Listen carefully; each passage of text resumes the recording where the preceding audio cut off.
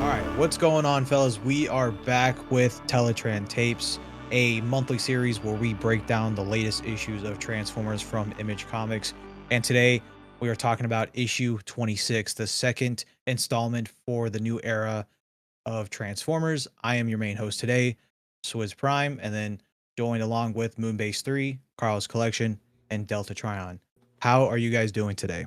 I got my pumpkin spice latte, my pumpkin spice bacon, and my pumpkin spice Transformers number 26.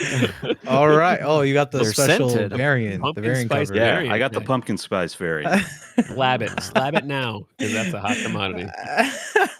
Just in case, for everybody listening, I think that the pumpkin spice fad has gone too far, and Carl found pumpkin spice bacon, and I think that's just a bridge. That's a bridge too far. Yeah, It's I had just to, I had wrong. to share it with the guys. Yeah, I was like, come on, like I enjoy the pumpkin spice stuff. I'm not against it. I just was like, Right? don't, Yeah. not my bacon. That's, knock it off. And I kept wondering, It's like, just too far. what guy in some boardroom was like, you know what, we need pumpkin spice bacon. Like, what? No, People that is love not pumpkin the answer. spice. People love bacon. Bacon. Yeah. Well, we are talking about the second issue of this new era for Robert Kirkman and Dan Mora, and that's Transformers issue 26, which the description is Optimus Prime ... betrayed? Question mark. The Autobots' newest hope may turn out to be their downfall. The most shocking Transformer story continues here. So, yeah, that's a. I really like these Kirkman descriptions. Like they don't. They're just. That we talked about it certainly earlier. is a blurb. It's- Its accuracy is up for debate, but it's definitely a bunch of words. That's for sure. You gotta have people wanting to read the Hype. story, but They are. It's pure hype. There's hype there. it's So. it's pure. Would you say it's peak? Would you say it's peak hype? I wouldn't say it's peak hype, but it's pure hype. Okay, well, before we dive into this issue, if you guys could try your best to describe this issue with a couple of words without spoiling for the people listening, what would it be? And also, too, before you guys haven't read this, I don't know why you guys are listening to us talk about pumpkin spice. This is like the bonus content. You guys should go read issue 26 and come back. But how would you guys describe issue 26 with a couple of words without spoiling it? I would describe it by going, okay. Interesting. I would follow that up with, and this is going to sound more negative than I think it really should be or should sound, but I'll just let it rip. I'm yeah, here for it. Let it rip. I think I would sum this up into entertaining comic book with growing pains. That's perfect. That was my takeaway. I suppose, man, I just want to steal both Delta and Carl's because That's fine. I mean, I felt both of those things. I think in a couple words, I would say solid, but not. I wasn't floored. We Okay. just lost everybody. Yeah, we just it's over. But I promise, people stick with us.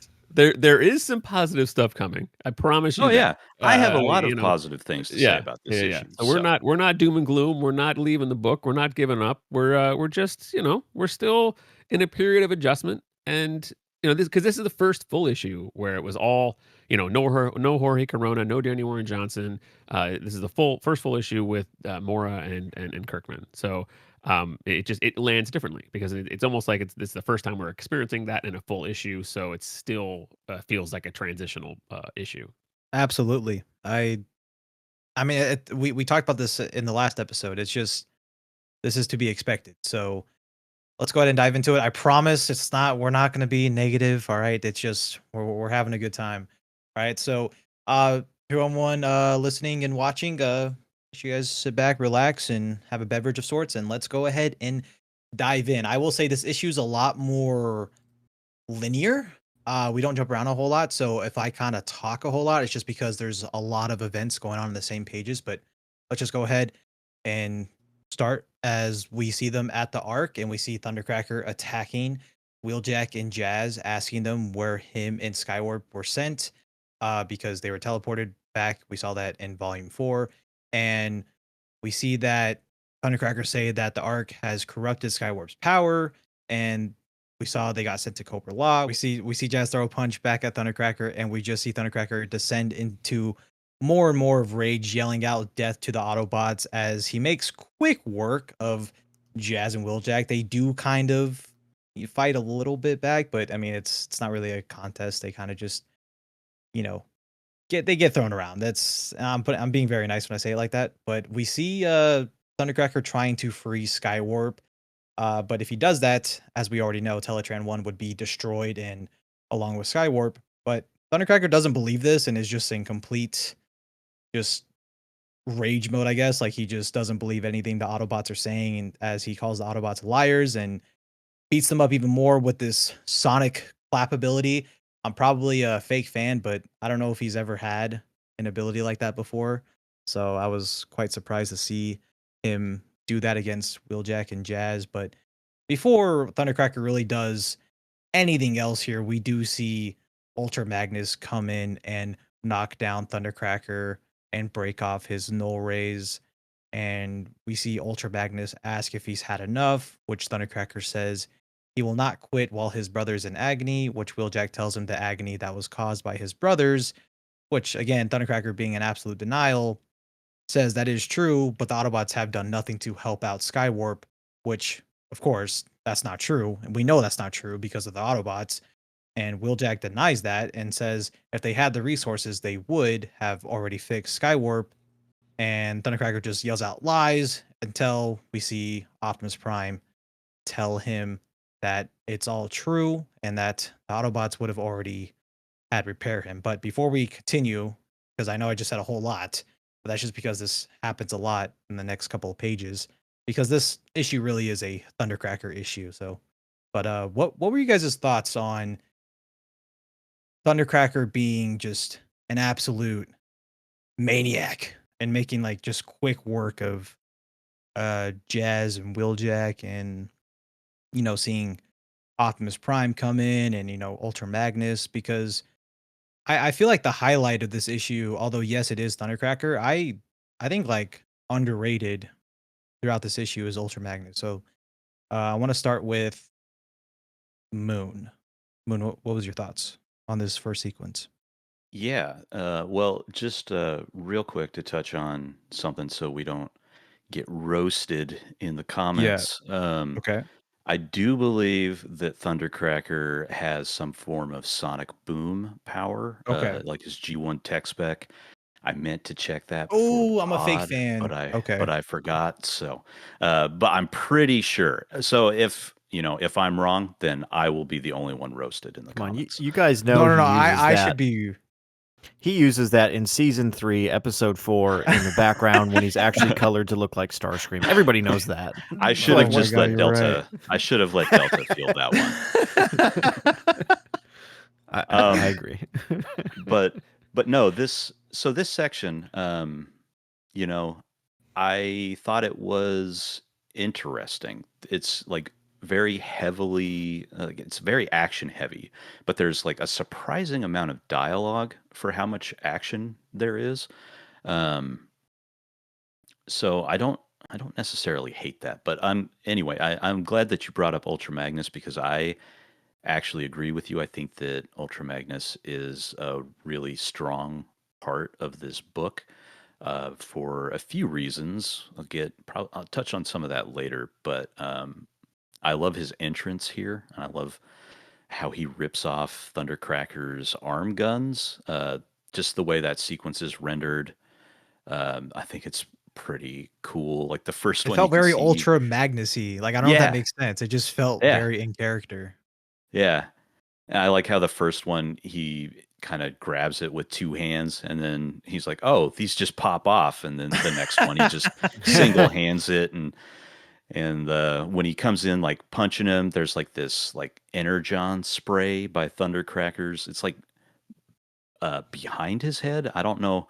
It's almost like we're coming in like after.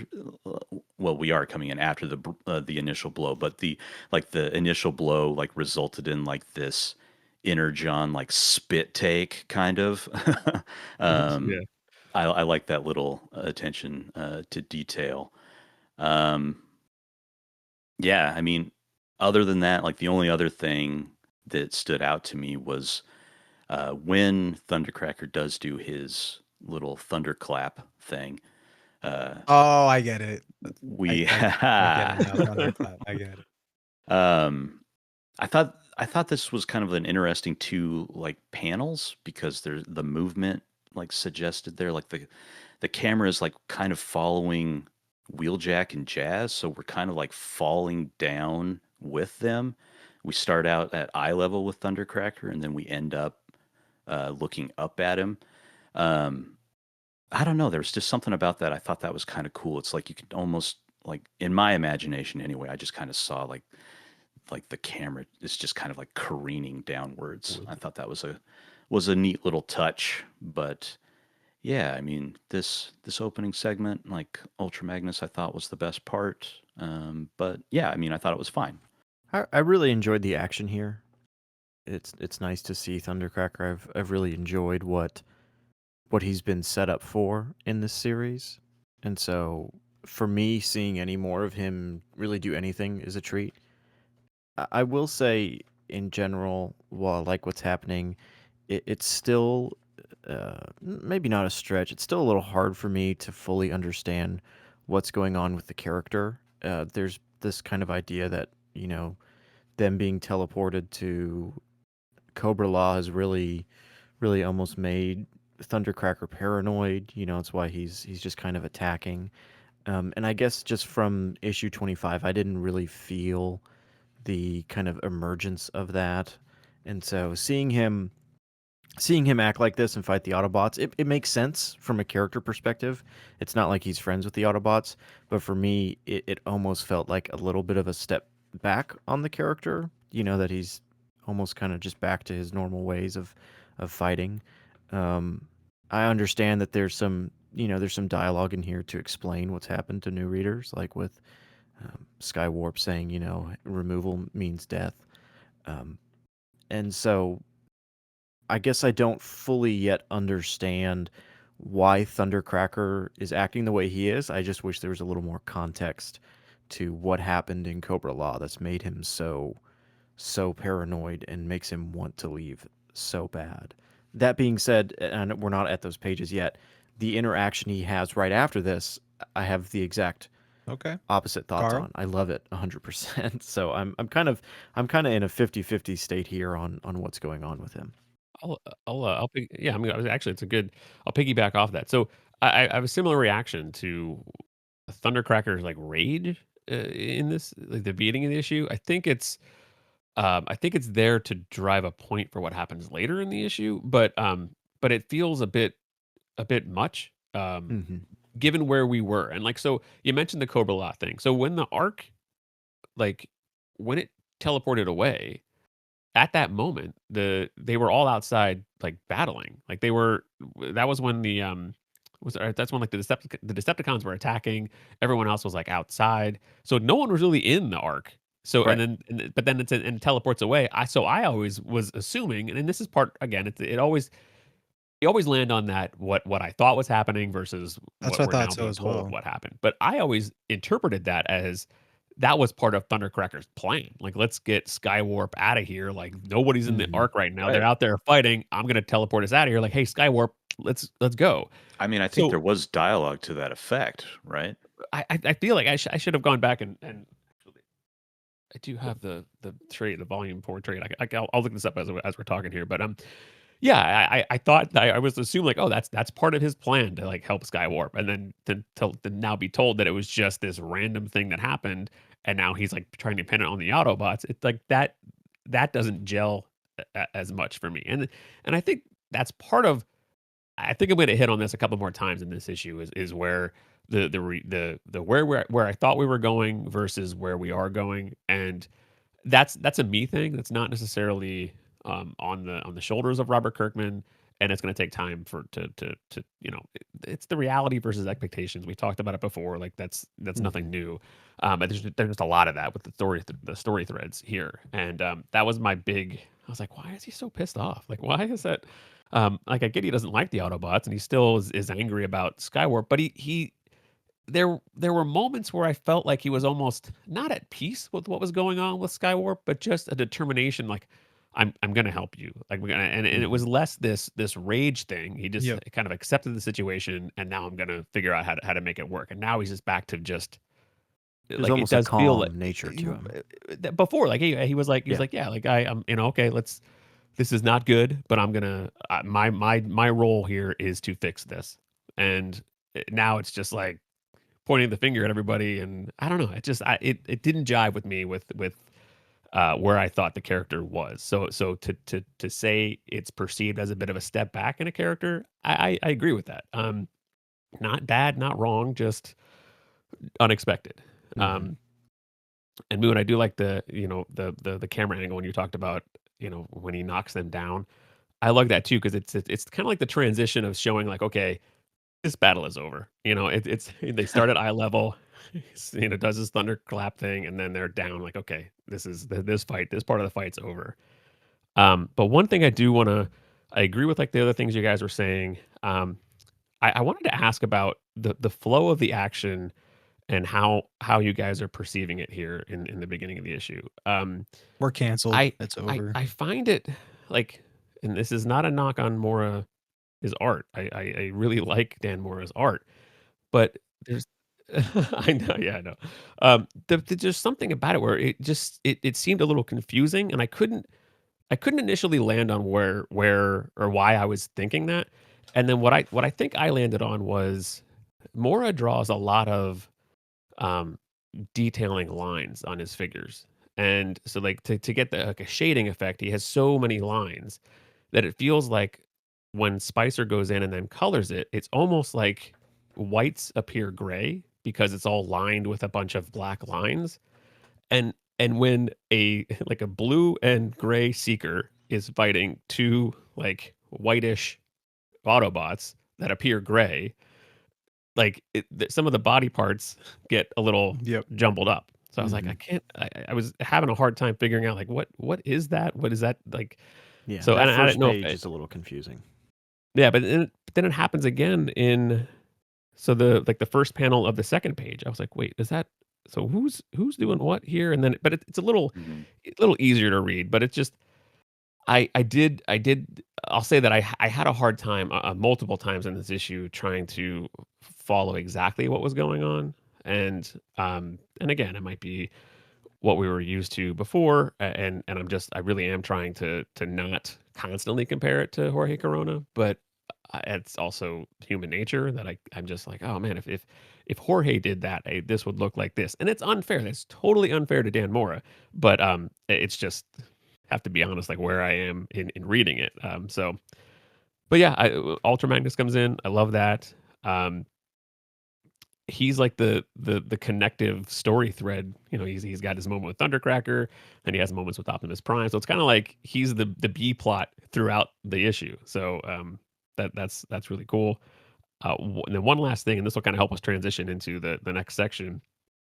Because I'm so used to having like a scene change when we go into the page turn, like Thundercracker's down on the ground there, and you see the shadow come in. Me too. I thought the same thing. Yeah. I honestly thought we were like cutting away from this, and then we were Mhm. going back to, uh, yeah. I was like, I thought we are going back to it. We'll spoil it. It's Optimus Prime that shows up there, but I What? thought we were going to, yeah. What? Who? That guy? He's in I this thought comic? I did. I thought we were like, oh, we're going back to the military base, and I was like, oh wait, no, because I was like, oh wait, who's there? Who's creeping up on Thundercracker? And I was like, so it's just again expectations of reading it. It's like, oh, this is where the scene change is going to happen, and Yeah. then it just didn't. So yeah, I noticed that that pacing kind of change as well. So but yeah, overall, good opening sequence. I like where Thundercracker is going in this issue, even though it feels a little questionable on how we start and where we go. So yeah, but we'll talk about that more as we go along here. I think as we start with Thundercracker, it's a little rough, but I do think when we finish, you kind of get a better product of what Kirkman's doing, and I agree with everything you guys said. And as we continue, we see Optimus Prime tell Thundercracker that the whole thing was basically that Thundercracker knows, Optimus knows, and that they know how the Decepticons operate. They know how the Autobots operate, and that if they could, Skywarp would already be back with the Decepticons. Like, there's layers to this. It's not always just going to be Autobots versus Decepticons, and like Optimus harps a little bit more on that in the next couple of pages. But he basically just tells them that, look, if we could, Skywarp would already be on his way. Like, it is what it is. It's an unfortunate circumstance. They don't have the resources or energy to restore Skywarp, but now they do. As we learned from last issue, and here we just see helicopters coming in and dropping in, resources, Energon, and some familiar faces. And it's weird because I think Kirkman's doing a lot better of a job with Optimus here, but I feel like last issue was not good. Now, I don't want to say like this is like perfect, but I really do like how Optimus tells Thundercracker that, look, if you stand down and surrender, we will restore Skywarp. And I think that's really cool. And you know that there's no real malice here. And I'm just kind of describing what's happening because as we transition to, the next page, we see Ultra Magnus, asking Optimus if this is wise or not. And Optimus basically says that he cares for his brothers just as we do. So how can we ever hope to end the war if we cannot find common ground? And I love how Magnus picks up on, he says, I notice you said end and not win. And I love how Optimus says, forgive me, that I cannot fathom an end to this conflict that would feel like a win. And so you kind of just have Magnus just, staring at the null ray. I think it's very, I think it's very good. I don't know. I can't describe it. It's very, there's layers to Magnus, and that's why I keep saying he's like the underrated guy for this issue. But as we kind of go through the next couple of panels, actually, we can pause right here because I actually do want to know you guys' thoughts on this whole dialogue with Optimus and Thundercracker and Optimus and Ultra Magnus, and if you guys have the same opinion as I do with Optimus talking to Thundercracker, and that we can see there's progression being made with Optimus's character with Kirkman writing him. I think so. Yeah, I was actually going to start with you, think Delta, there's so that's some- perfect. Oh, well, I was going to speak either way. I really like this scene with Optimus and Skywarp Thundercracker. I obviously don't know. I get either. tongue tied so many times with So those two easily, this issue. yeah. Yeah. I like Which this one, conversation. Which one's Shockwave? He's the guy in the green suit with the okay. cap, yeah, and sunglasses. Yeah, I got it. Yep. You're good. I like this interaction. I like this whole section of the comic right here. I think the artwork on display is used well. I like Thundercracker looking down, with the kind of the shadows over his eyes, and I like the smaller moments with Optimus and Thundercracker where you get to see a little more of the background. I really enjoy this. I love the scene of Ultra Magnus holding the null ray and staring at it. Like you said, Swizz, I love this idea that he's like, hey, I noticed you said that the war would end, not that we would win it. I think this is a great way to implement Ultra Magnus in. I do feel like the writing, the dialogue here is better from what we got in issue 25. That being said, there's still some things in it that I'm like, okay, interesting. I'm just gonna point out one when Optimus says, "This was not our doing. This foul work was the wicked toil of Decepticon hands." I put the comic down and I was like, okay, this is not to go into this topic. This is one of the issues I have with Void Rivals, is people will talk like this, rather than saying like the Decepticons did this. It's the vicious. I'm like, just find the easiest way to say it. It's okay. It doesn't need to try and sound cool. Just say the thing that you're trying to say. It's exactly like So the little again, girl from last issue, like where Ugh. Optimus is, oh my goodness. Yeah. Yeah, and I will not go too far into this. I understand Kirkman has a specific way of writing. I understand how Kirkman writes. I understand his long game. I get it. But I just feel like dialogue-wise, there's still some moments in here where I'm like, I just don't think anybody talks like this. I think somebody mentioned to me it almost feels like Optimus has a book of like Abraham Lincoln quotes that he's reading from, and I was like, yeah, like- it kind of feels like that sometimes. His like bathroom reader book is like inspirational leader quotes. Yes, yeah. It doesn't feel natural. Like when they Yeah. happen naturally, you're like, man, Optimus Prime is so Yeah. cool. But when he's standing here saying this stuff, you're like, okay, man, let's Where'd you get that from? yeah, what's that one? So that's kind of my only issue right now within this kind of these pages and these storylines is the dialogues. I still feel a little much.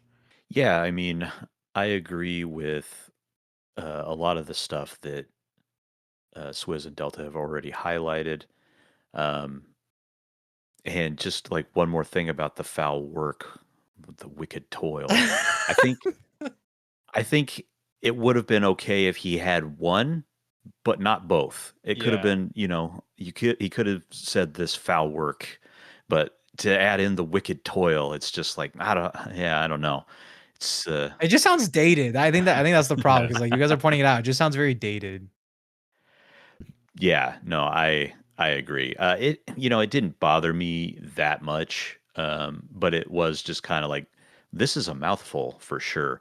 But I do think that the whole thing where he is talking to Ultra Magnus and he says that he cannot fathom an end to this conflict that would feel like a win, like that's a good moment. And that's a good like little bit of dialogue. I'm a little baffled by the illustration that it's paired with, where it's like there's just not like any emotion that's like coming through. And I feel like that's like an emotional moment. And we just kind of like we don't even see Optimus who is saying the line, and we like kind of see Ultra Magnus. So I think that it just kind of I feel like it just kind of deflated the impact of that bit of dialogue.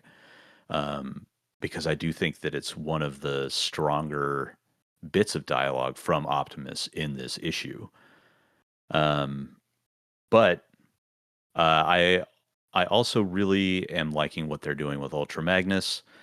And this, I guess I can mention it now, but Yeah, go ahead, we'll talk mention about it. this again later. But like, I feel like this, like what Kirkman is doing with Ultra Magnus, I'm really on board with because it is like really reinforcing that Ultra Magnus has been on Cybertron this whole time. And so he's like trying to navigate like working with Optimus and being on Earth, but he's still got one foot in that lifestyle that he was living in, that hellish like situation on Cybertron. So Very black and Optimus is white. like, yeah, exactly. Optimus is like trying to move past all of that stuff, and Ultra Magnus is still like kind of in it. So he's not like full Alita, but he's like, he's questioning Optimus a little bit. He's got some reservations about the way he's doing things. And I really like to see the two characters differentiated in this way. And yeah, because it feels like there is maybe like some questioning or some disapproval, but it's not crossing the line. Like he's basically just like, you think this is wise, and then Optimus says his thing, and he's just like, okay, fine, you're the boss. But anyway, it just creates some nice tension. I feel like it's nice that Ultra Magnus is there. Somebody is kind of like, I don't know if pushing back is the right word, but I mean, kind of pushing back against Optimus. I just think that creates some dramatic tension in a way that's not quite as volatile and explosive as it was with Alita. Yeah, I think you're right in saying that it Ultra Magnus kind of seeing his role as still a soldier of this war, and the goal should be to win this war. And I like that. I like that he is like he's pushing back, and that's fine. I think, but he sees himself as they're equals enough to say, hey, like, are you sure this is the best way? Not in like an animosity kind of way. Just like, are you sure, bro? Like, is that what we want to do? And I think that last shot of Ultra Magnus is it's highlighting exactly what Magnus sees his role as like a participant in the war, and he's looking for resources in the war, and he's like, I think I might need these, or we might need these for something. So we're gonna keep these because this war is not over, and we're gonna continue to fight. So it's just a good way to illustrate what he sees himself like his role in what's going on here. But I think you're absolutely right, Moon, in saying I wish there was more time for this moment to breathe. It feels really important, and it kind of glanced over, and it's not in the best emotional impact way that I feel like it is warranted.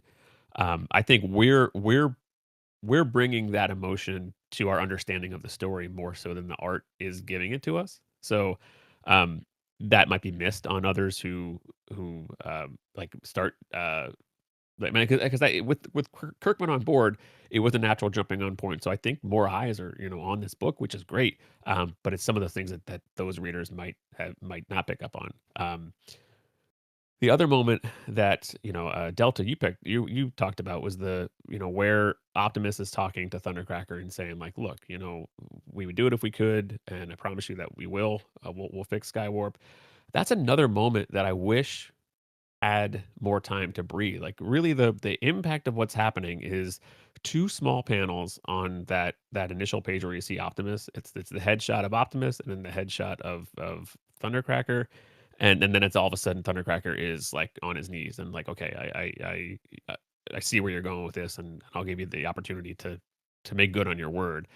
That is a moment, especially where Thundercracker ends up in this issue.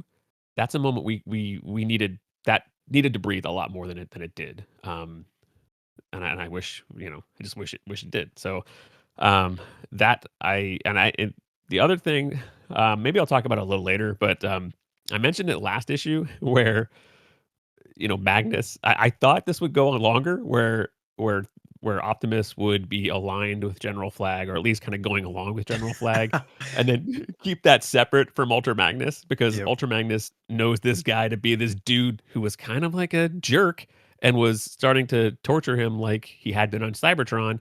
And then all of a sudden, like, he comes like, hey, hell of a show, bravo, guys. And he's like, I'm on your team. And Magnus is like, not concerned with him at all. He's more focused on the Thundercracker thing. And I was like, oh, okay, well, he's focused on Thundercracker. We're going to get to that later on in the issue. He's going to say something about General Flag. Like, while we're talking about, Magnus is like, while I have you here talking about your war, this human down there, we should talk about that guy too. But we never get that moment. We So I don't was like, get it. what the hell, man? Mhm. Like, it just seems like another opportunity for Magnus to say, hey, we should probably watch out for this guy because I don't trust him.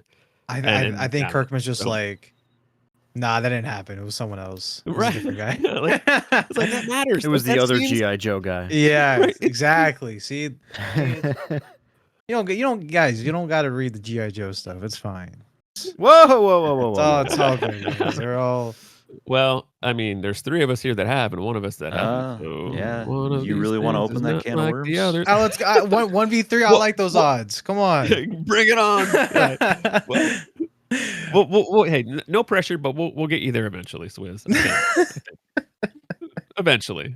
So, but yeah, Delta knows he'll need Mandy for me to. Don't Be even G.I. start Joe. bringing that into this podcast. What's going on the next pages? The lore is getting too deep. It's getting too deep. Yeah, well, speaking of GI Joe guy, we see the GI Joe guy, General Flag, walk in, and yeah, I just love how nonchalantly he compliments Optimus with the resolution skills, and I also really want to say, other than like Ultra Magnus and Thundercracker, I also really liked Wheeljack in this issue because he's so, I don't know, like the dialogue between him and General Flag make me laugh because He gets Wheeljack's stuff just, to do. Yeah, he has stuff to do, and I Yeah. just love how Wheeljack's just like, "Hey, who is this guy?" Like, Yeah. this should be Magnus. Magnus should be like, "Wait a minute, I know," but instead it's Wheeljack. Like, "Hey, who is this guy?" And we see Optimus tell Wheeljack that General Flag is an ally, and he'll be providing us resources, to help fight the Decepticons, as well as gifts. And I love Wheeljack's face here, where he's like, "Okay, I'll bite." Like what?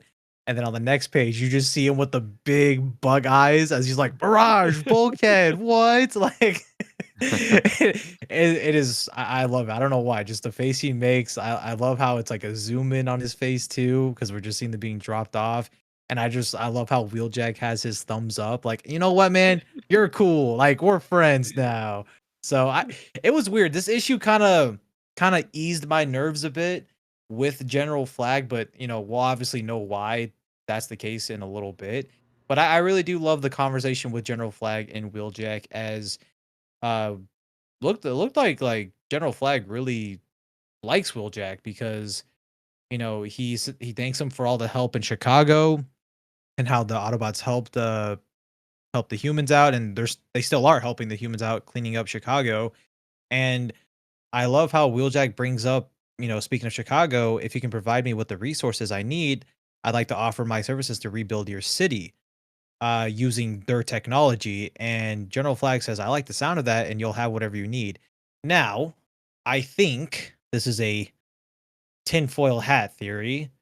Give me Autobot City, man. Like if Chicago becomes Yeah. Autobot City, I'm in. Yeah.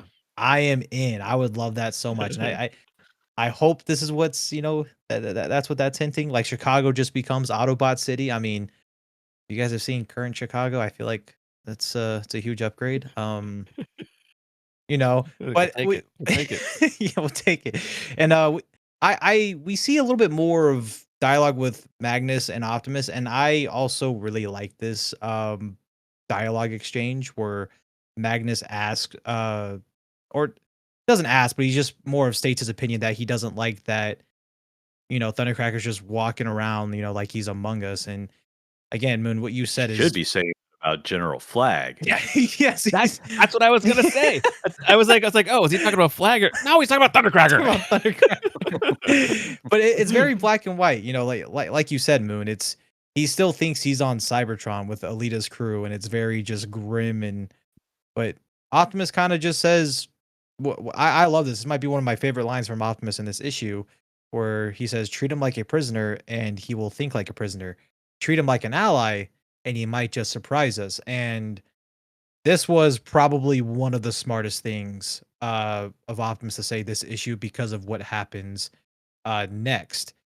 Because we see Optimus and Wheeljack and Ultra Magnus and Thundercracker all in the Teletraan 1 room. And now that they have the energy components and all the resources to fix Teletraan 1, Wheeljack says after he fixes Teletraan 1, he will fix Optimus. And Optimus says no, and to start with those who need it most, like Skywarp, and that Skywarp's worse off than anyone else, so that he should go first.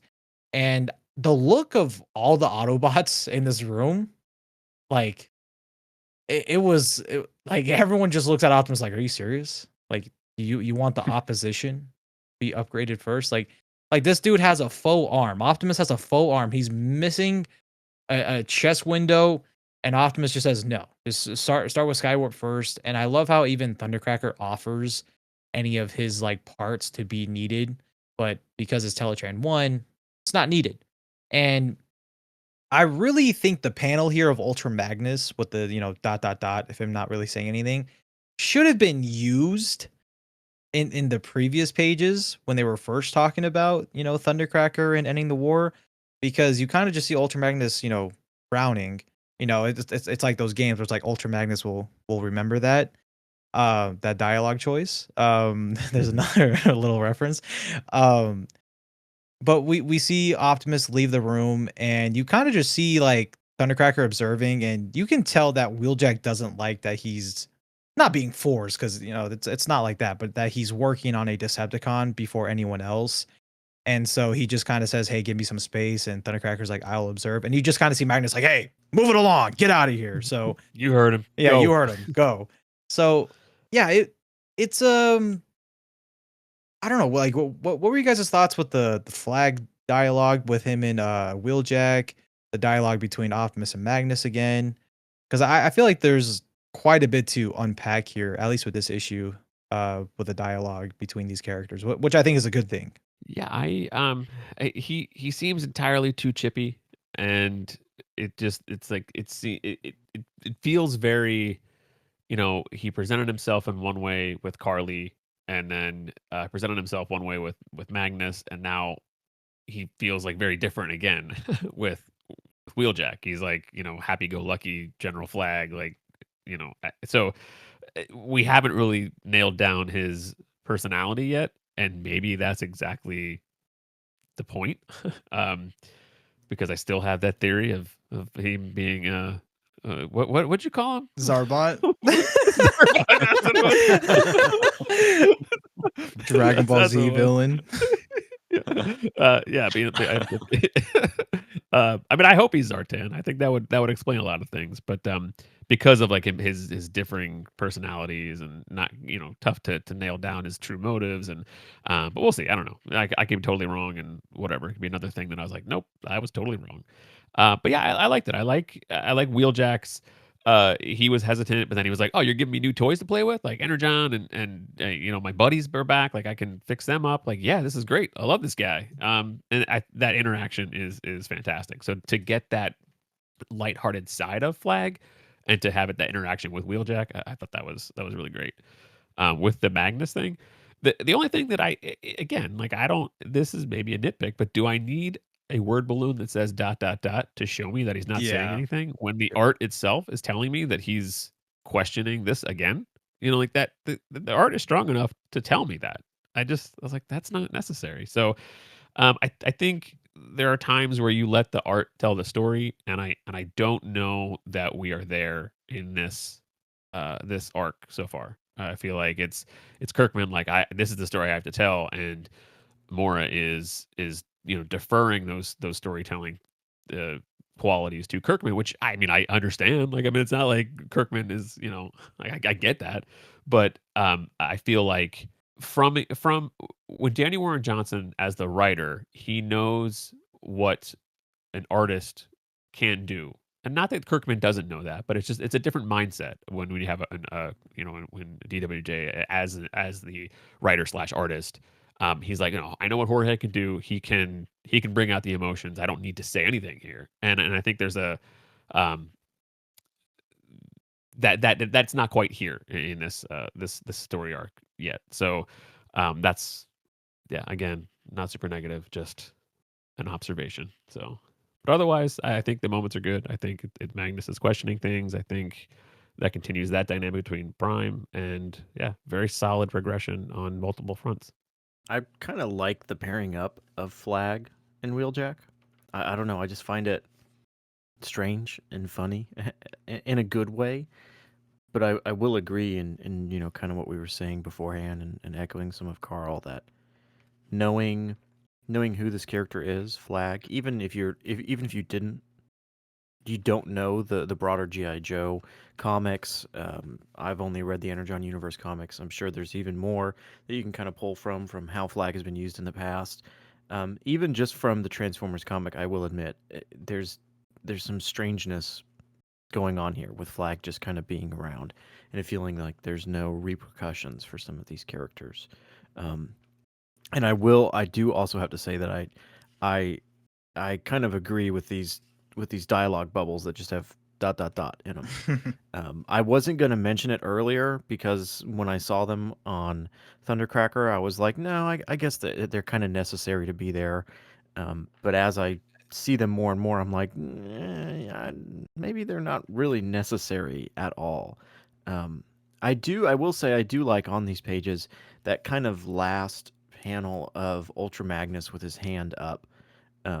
And he says, you heard him, move along. I really do like it. It's a small moment. It's a small piece, but I do like the emotion that's coming through on that page.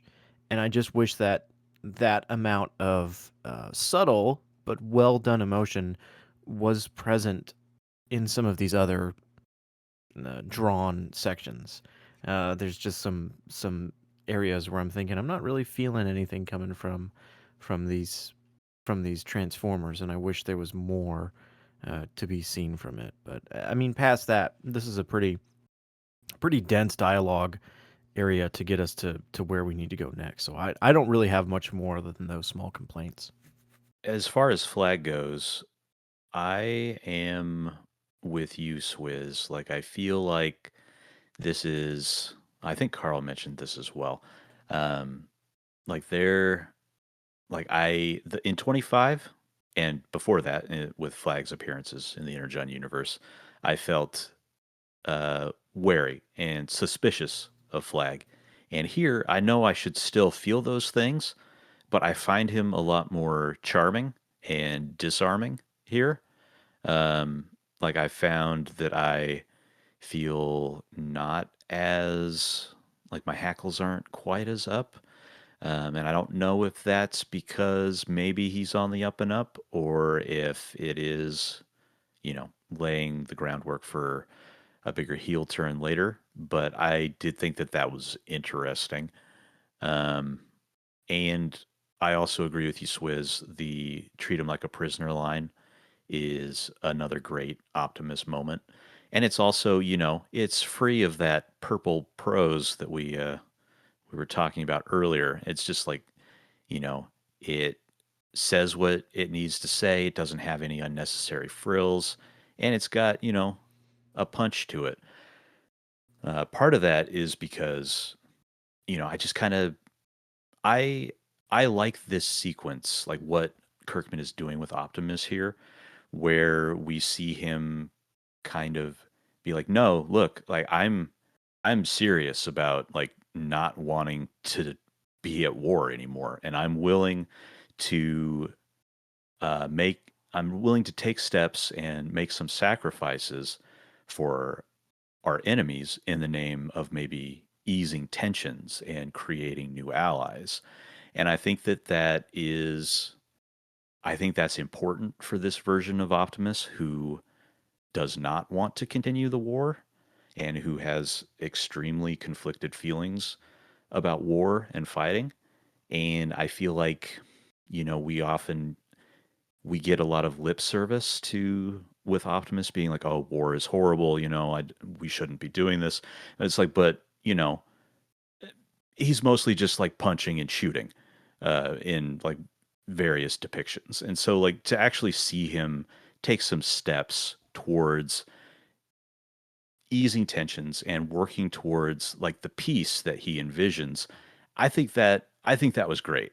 And so I really like this for Optimus, and I like the thing with Ultra Magnus. Swizz, you said that you thought that that panel should have popped in earlier. I actually disagree. Oh, okay. I think that Kirkman is kind of doing that classic, dropping it in threes kind of thing. Like, first we have Magnus say, "Is this wise?" And then later, "I don't like him walking freely among us." And then later we have the dot, dot, dot, which I actually think does work in terms of really kind of pinning it to Optimus repairing Thundercracker. Like, I think, maybe it would have been stronger, maybe it would have still been clear, but I do think it makes it a little bit more clear that this is all like a through line. Um, and I think that, I've said what I had to say, and there's nothing else yeah, to say in this moment. Yeah. right, exactly. And like, and I think that the panel works really well there as kind of like the third thing where we just kind of see Ultra Magnus getting just a little bit grumpier, like progressively grumpier as this whole thing goes on. And like I'm very interested to see where it goes because, you know, again, I don't see him going full Alita, but you know, it's just there's a tension there and I like that. You can tell there's progression, and I agree. I agree with everything you guys said, and I really hope they don't try and do something like that where they make him like Alita. I really doubt it because not that not that he's done anything bad, but I think him being with Optimus is gonna be redemption for him and how he looks at the war and how he looks because Magnus is like, like we learned in his introduction to media in the 86 movie, he's a soldier. At best he's a second in command, but he's a soldier. So, you know, what Carl said where he's looking at the weapons, he's like, "Hey, these might be, useful for me later. I'm going to hang on to them." Um he needs to go through this progression of it's a lot more than just good guy versus bad guys. There's layers with this, and I think he's struggling with that because of Thundercracker. Like Thundercracker is making him realize that this is it's a lot bigger than just good guy versus bad guys, depending on whose side you're on. And Optimus clearly sees it's very layered. I'd even argue that Megatron knows that it's very layered, but the way he has his Decepticons all rallied up, they don't see it that way. And not to say that Optimus has it the same way, but I think it's just the way how the Autobots operate and think that they all think the Decepticons are bad guys. Now, I mean, I'm not trying to defend the Decepticons, but because we have someone like Starscream who, I'll say this again, does not deserve an ounce of redemption in the story because he's caused a lot of What? How dare you? He's been a You bad. obviously haven't watched Armada.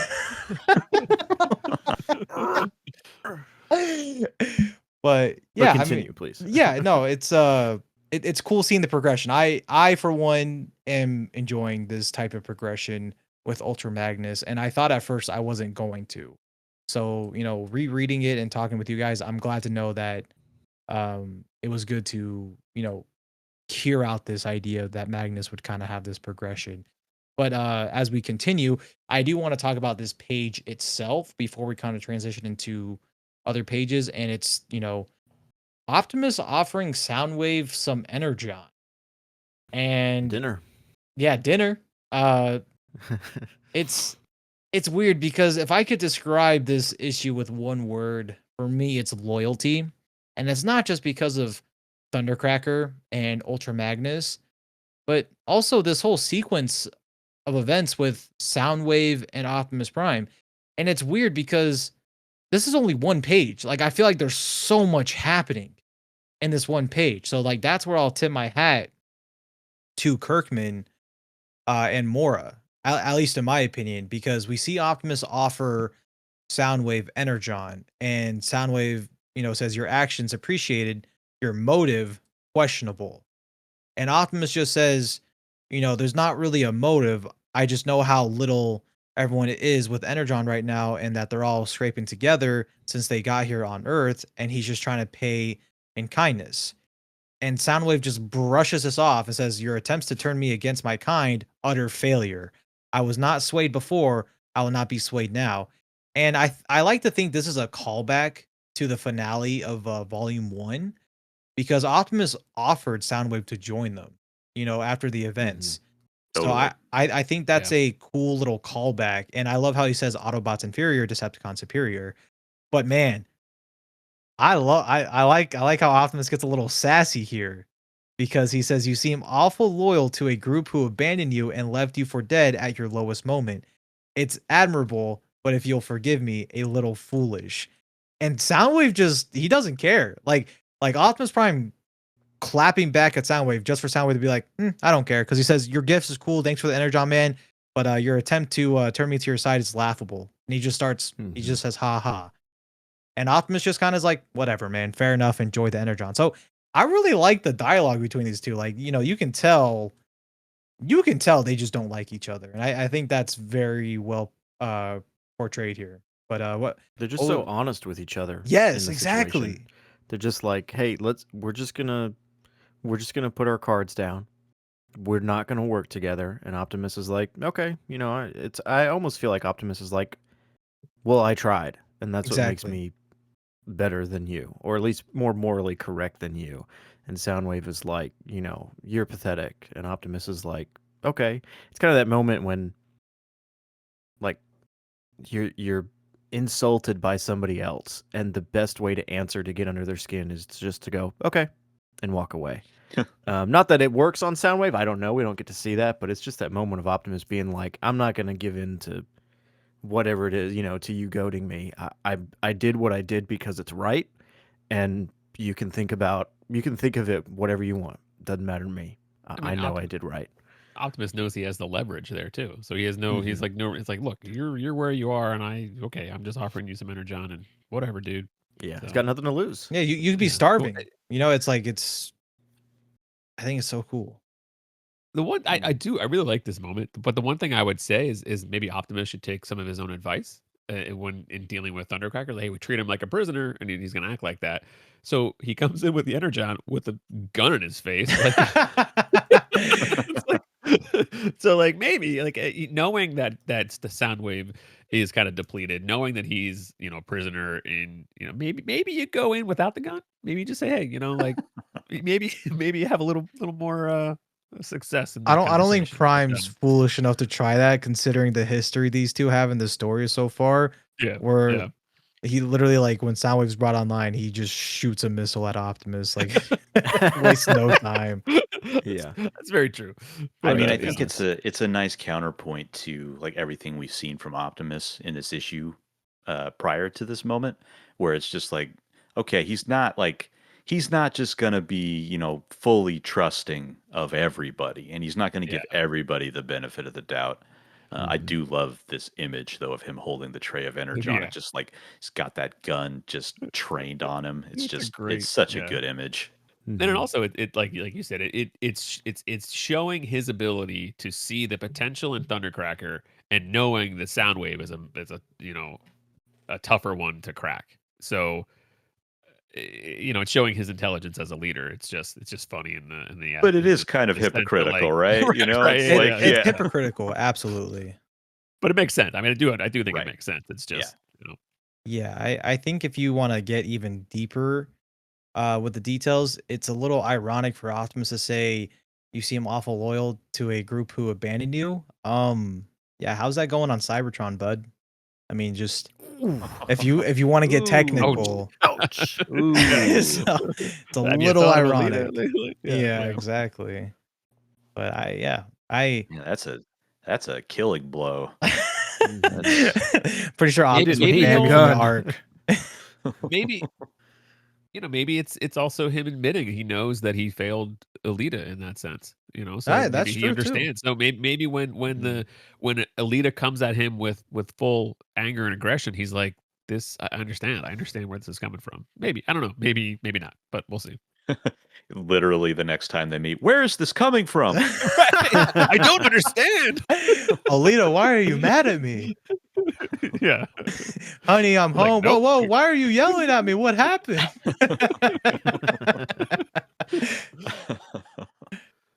Yeah, I really like this page, but speaking of actually I actually don't have a transition for that. But we shift over to Chicago and we got Beachcomber and Carly and Spike, and I immediately thought of Delta because Delta gets very grumpy if there's no Spike or Carly or True. even Beachcomber It's at this true. point. Well, actually it's I Carl get too very with grumpy. Beachcomber, yeah. So it's I actually thought of both of you guys. And of course we see Carly and pretty much all of the Autobots at Chicago still, which I think is actually really cool because this this paints you a picture that the Autobots know that Chicago's top priority because of how many of them are there.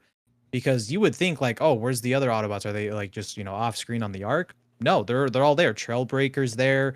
The aerial bots are there, minus Slingshot. You know, they're they're all helping move around rubble and the aftermath of the finale of Volume 4. And we have Carly and Spike exchange this dialogue. And here's again where I'll give credit to Dan Mora. He's really good at drawing people, especially people with emotion. Um, this was a good dialogue between Spike and Carly. As when Carly asks Spike how he's doing, he says, "Hanging in there," and going through everything we've gone through, and then being surrounded by people who somehow have it worse. It's wild. And then we see these two hug each other, and Spike tells Carly that it's going to be okay and that we're strong and we're going to get through this. And Carly says, "You sound just like him," which Spike thinks he's talking about, she's talking about his dad. But no, she says Optimus Prime. And of course, you have the three little dots again for the dialogue bubble.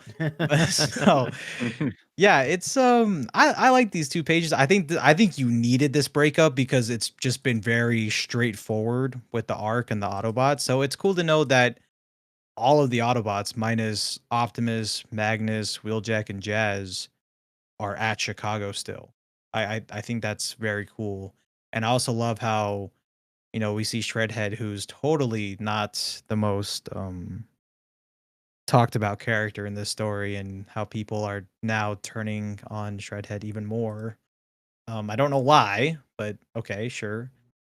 But yeah, what was you guys' thoughts on I mean, if you guys want to talk about the Autobots helping out, that's for. But I'm just gonna assume you guys want to talk more about the dialogue between Spike and Carly and their progression in this story. No, this scene My is all about Beachcomber. I don't know what you're talking about. This is all about Beachcomber needs to go to the trying gym. do what he can. Beachcomber being weak, not being able yeah, to hold like up. A how do you concrete? how do you feel about your boy being outclassed Yeah. by Shredhead? I I here? wasn't gonna mention it because he's your guy, but if we're here, yeah, he needs I to go to the was gym. I was gonna mention it. I don't like it. Come on, man. I know like he's like a small guy, but like, why are you gonna do him like that? Like, Yeah. like he's not. He doesn't want to fight. Doesn't mean he can't like lift shit up. Like, I don't know. But that was just like, was that necessary? I don't know. Is it? I think obviously it's there to remind us that Shredhead is more powerful Shredhead's the than new kid on most the block. bots. It just happened to be that they felt like they're crapping on Beachhead to make that point, But again, it's fine. I wasn't Beachhead, GI Joe character. a Beachhead. Yeah, what? Guys, this is a Beachhead. This is a GI Joe. We are a GI Joe podcast. Yeah. Like even whoa. Hey, well, even Swizz, this issue of Swizz, Transformers is GI Joe. Swizz. To be fair, Beachhead is really cool. So it's okay that you made a mistake. Another favorite. Yeah, talk Yeah, about Beachhead's like really cool. me. My Man, Carl, My- do you just want to go to the beach? Like it is. Yeah, apparently that's just I'm just knee deep in Jovember, all that stuff. I've been reading all the G.I. Joe stuff. So, yeah. Oh my Um, god. Yeah. I had no idea I even said it until you guys all reacted that way. So I didn't even catch it. So sweet. But yeah, it was fine. Shredhead is supposed to be powerful, and we're supposed to see that, and that's good. The moment between Spike and Carly, I loved. I do what you said about Mora drawing humans. Like Mora, the praise for Dan Mora is warranted, and so far for me, it's in that drawing humans is his strength. I can get more of the emotions out of these human characters than we've gotten out of the Transformer characters, and that's and that's a tough thing to do. Mora is coming into this. It's a tough thing to have those Autobots and Decepticons emote as much, and that's also why we praised it so much when we did, through Danny Warren Johnson and Jorge Corona. So it's not it's not a knock on Dan Mora. It's more of the approach that the previous artists took. So but yeah, seeing him in the humans, it's like that's great. Like Dan Mora, the praise is absolutely warranted. So it's a good moment between them. Shredhead, I I can't put my finger on. I don't love how Shredhead looks here. Like there's that I don't know. Like maybe again might need more time. Like since he's like such a new character, like drawing him. There's just the shot of him standing there with RC. I just was like, there's just something that's not exuding the power that we've known from this character so far. So Well, I guess that's RC why also they- looks off in that panel. So I think it's kind Yeah. of both. has That's Shredhead true. always been purple? Am I just I don't think so. Maybe. I mean it's cool, but I mean, yeah, I always took But it as, that's more of like a purple, black, coloring issue though, purple, right? and Not yeah, and like the pinks come through a lot Yeah, more, yeah. and it's maybe it's the coloring is what. I mean, but yeah, in looking at the previous volumes, like the pinks were there. I mean, it's not like they weren't. It just comes across as so much lighter in this and I guess maybe it's daytime, so I don't know. But maybe that's what it is, and I should just get over it. And I mean, but the purple and the pink has always been there. It's just a Yeah. matter of what shade. And again, it's like all spice or color, so it's not like that. Maybe it hasn't just changed. depends on Shredhead's like- mood. Right? Yeah, he's a mood bot. Like just give him a warm hug and he changes color. He's like those little souvenirs where the colors change on their mood. It's yeah, that's how exactly. Shredhead That's what it is. Yeah. I love the. This was just my immediate reaction to reading this, but when Carly tells Spike, "You sound just like him," he's like, "Oh, my dad." No, No. No. no. Who's your dad Like, again? Really sorry about your dad. Yeah, your but dad. He was not that kind of guy. Like, yeah, just sometimes like the no had is Optimus like Prime. bolded. I love Yeah, the it. no Like, could have been left out. Yeah, it's just like no way. What would have been better was her saying, "You sound just like him," and he's like, "My dad," and she's like, "Your dead dad?" No, No, not that one. Your It's like, robot. oh my dad. god, Carly! Whoa, chill out. This new moon's got me in tears. Just the way he says no. No. Like this deadpan look on her face, like seriously? That's how you remember it? Oh my god, the jugular. Well, I mean, she didn't see the part in the Matrix where he and some of the other stuff, right? She just Yeah, saw the it's bad true. stuff. So. Yeah, she saw the bad So stuff. the guy at the bar and the Yeah, so- get out of here, kid. Grow up. Oh, you sound just like him. My dad? Oh my god. We'll be right back. But also, then like viewing it under that lens, the Bro, dot, it's dot, changed dot my whole is, like, view on even this more page brutal. now. It's gone. Really sad. It's like, oh, yeah. Bro, Yeah. Kirkman and Mora were like trying to make this all hopeful, and then Moon and Carl just made this. The dad who's day drinking. No, God, no, not even close, dude. Dude, that guy sucked. Optimus Prime, your robot dad. All right. Optimus Prime is your father now. Oh. I guess trucks can replace men. Huh. Yeah, there you go. Yeah. Yeah. Delta, did you have any thoughts about this before we move on? Not really after that, no. I've ruined it. I've ruined the scene for him. So Yeah. I actually, now that we've talked about that, I wish that Carly and Spike were not in this comic anymore. No, but, well, I'm sorry, guys, because it is really. It was amazing. It's a nice. It It's really great. is. It's It great. really is. I hope the really people is. listening are laughing, bro. This is so funny. It Oh, is a man. nice moment, and I'm happy it's there. even Yeah. though it's a very little small section, I am happy that we got them, because that was my complaint from 25. Again, with the understanding that even when Johnson was writing the story, there would be times where a character would be left out for an issue, and I knew, hey, we're gonna get back to them. I completely understand that, but there was still a part of me being like, I feel like they're important enough that I needed to see them sooner. So I'm glad we had this. It's short, but I think it gets the job done in the amount of space that we have. And I will always laugh at it now, but I will also always enjoy it for the moment, because it does feel.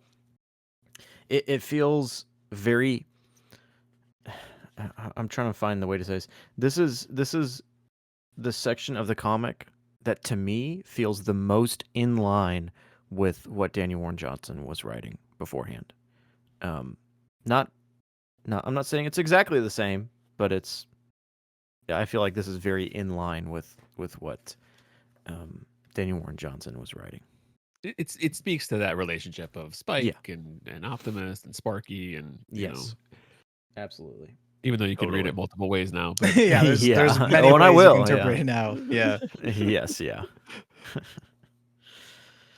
Well, as we are moving on, we do kind of get like a palate cleanser with the whole arc stuff, because we go from Chicago and then we go to Shadow Watch Underground Base. And hey guys, are you Are you guys shocked by what happens here? Because man, Let's go. someone Who named could have seen someone named somebody Miles named Mayhem. Miles Mayhem? Let's go. What? That came out of nowhere. It came He out- seemed like such a nice guy. It's so weird. This so-called nice guy, Miles Mayhem, we see that Shadow Watch is doing something nefarious. Oh man. And what that is they have a 1-to-1 render of Optimus Prime that can completely replicate his conversion mode. And he has this awesome Optimus Prime render scan. He's totally going to use it to make toys, guys. It's okay. He's not going to do Yeah, anything he's founding bad. RoboSen. Yeah, He's going to make the exactly. self-transforming $5,000 Optimus Prime. Exactly. And like, you know, he asks he asked the scientist if General Flag knows about this scan, and the scientist says, no, he doesn't. Why do you ask? And Miles Mayhem has a smile on his face and says, the fewer the people, the better, because it's a surprise. And he shoots the scientist with a water gun and not an actual gun, because he's feel kinda making, bad for the like scientist. Moon said, It's it's just like, the why'd RoboSen you do that? Optimus. Yeah. Why'd you squirt me in the face with the water gun, bro? Was Gotta there clean my glasses now. was there ever a character that looked more like a one-panel character than this guy? Yeah, Than the scientist. exactly. Yeah, Absolutely. exactly. Like this guy is not gonna be around long. So Yeah, no one's surprised of what happens here. However, I do want to talk about real quick before we go to the next page. What do you guys think this so-called evil bad guy? Because I don't believe it. I don't think he's evil. Miles Mayhem is doing with a 1-to-1 render of Optimus Prime. I think he's gonna copyright the sorry, not copyright. I think he's gonna patent the design Oh, and no. then sue Optimus Prime for royalties for the rest of his life. I think That's what what's gonna happen. Megatron should have That done. was my guess too. So Yeah. I think it's I pretty think- clear. Yeah. Is this a comedy podcast now? the scientist is overshadowed by the fact, like it's impossible to, as you're reading the comic, to like read what that guy is and not see the next panel of like the gunfire. Yeah. So like right when you see him, you know he's dead. He's dead, Exactly. yeah. Like it's impossible That's to his not last see him. Right? Yeah. There's multiple ways, multiple things that they could do with this storyline. You know, you have like, so as you mentioned in your video, Nemesis Prime, which is something I thought like, could they do that, an evil version of Optimus Prime? But it also speaks to the conversion technology of, you know, that's found within the Mask property. So like it's him making his own vehicles that have some type of transforming capabilities. So that it's a great foundation for whatever is to come. It could go in multiple directions, and I like it. This page, it's a great page, great villain page.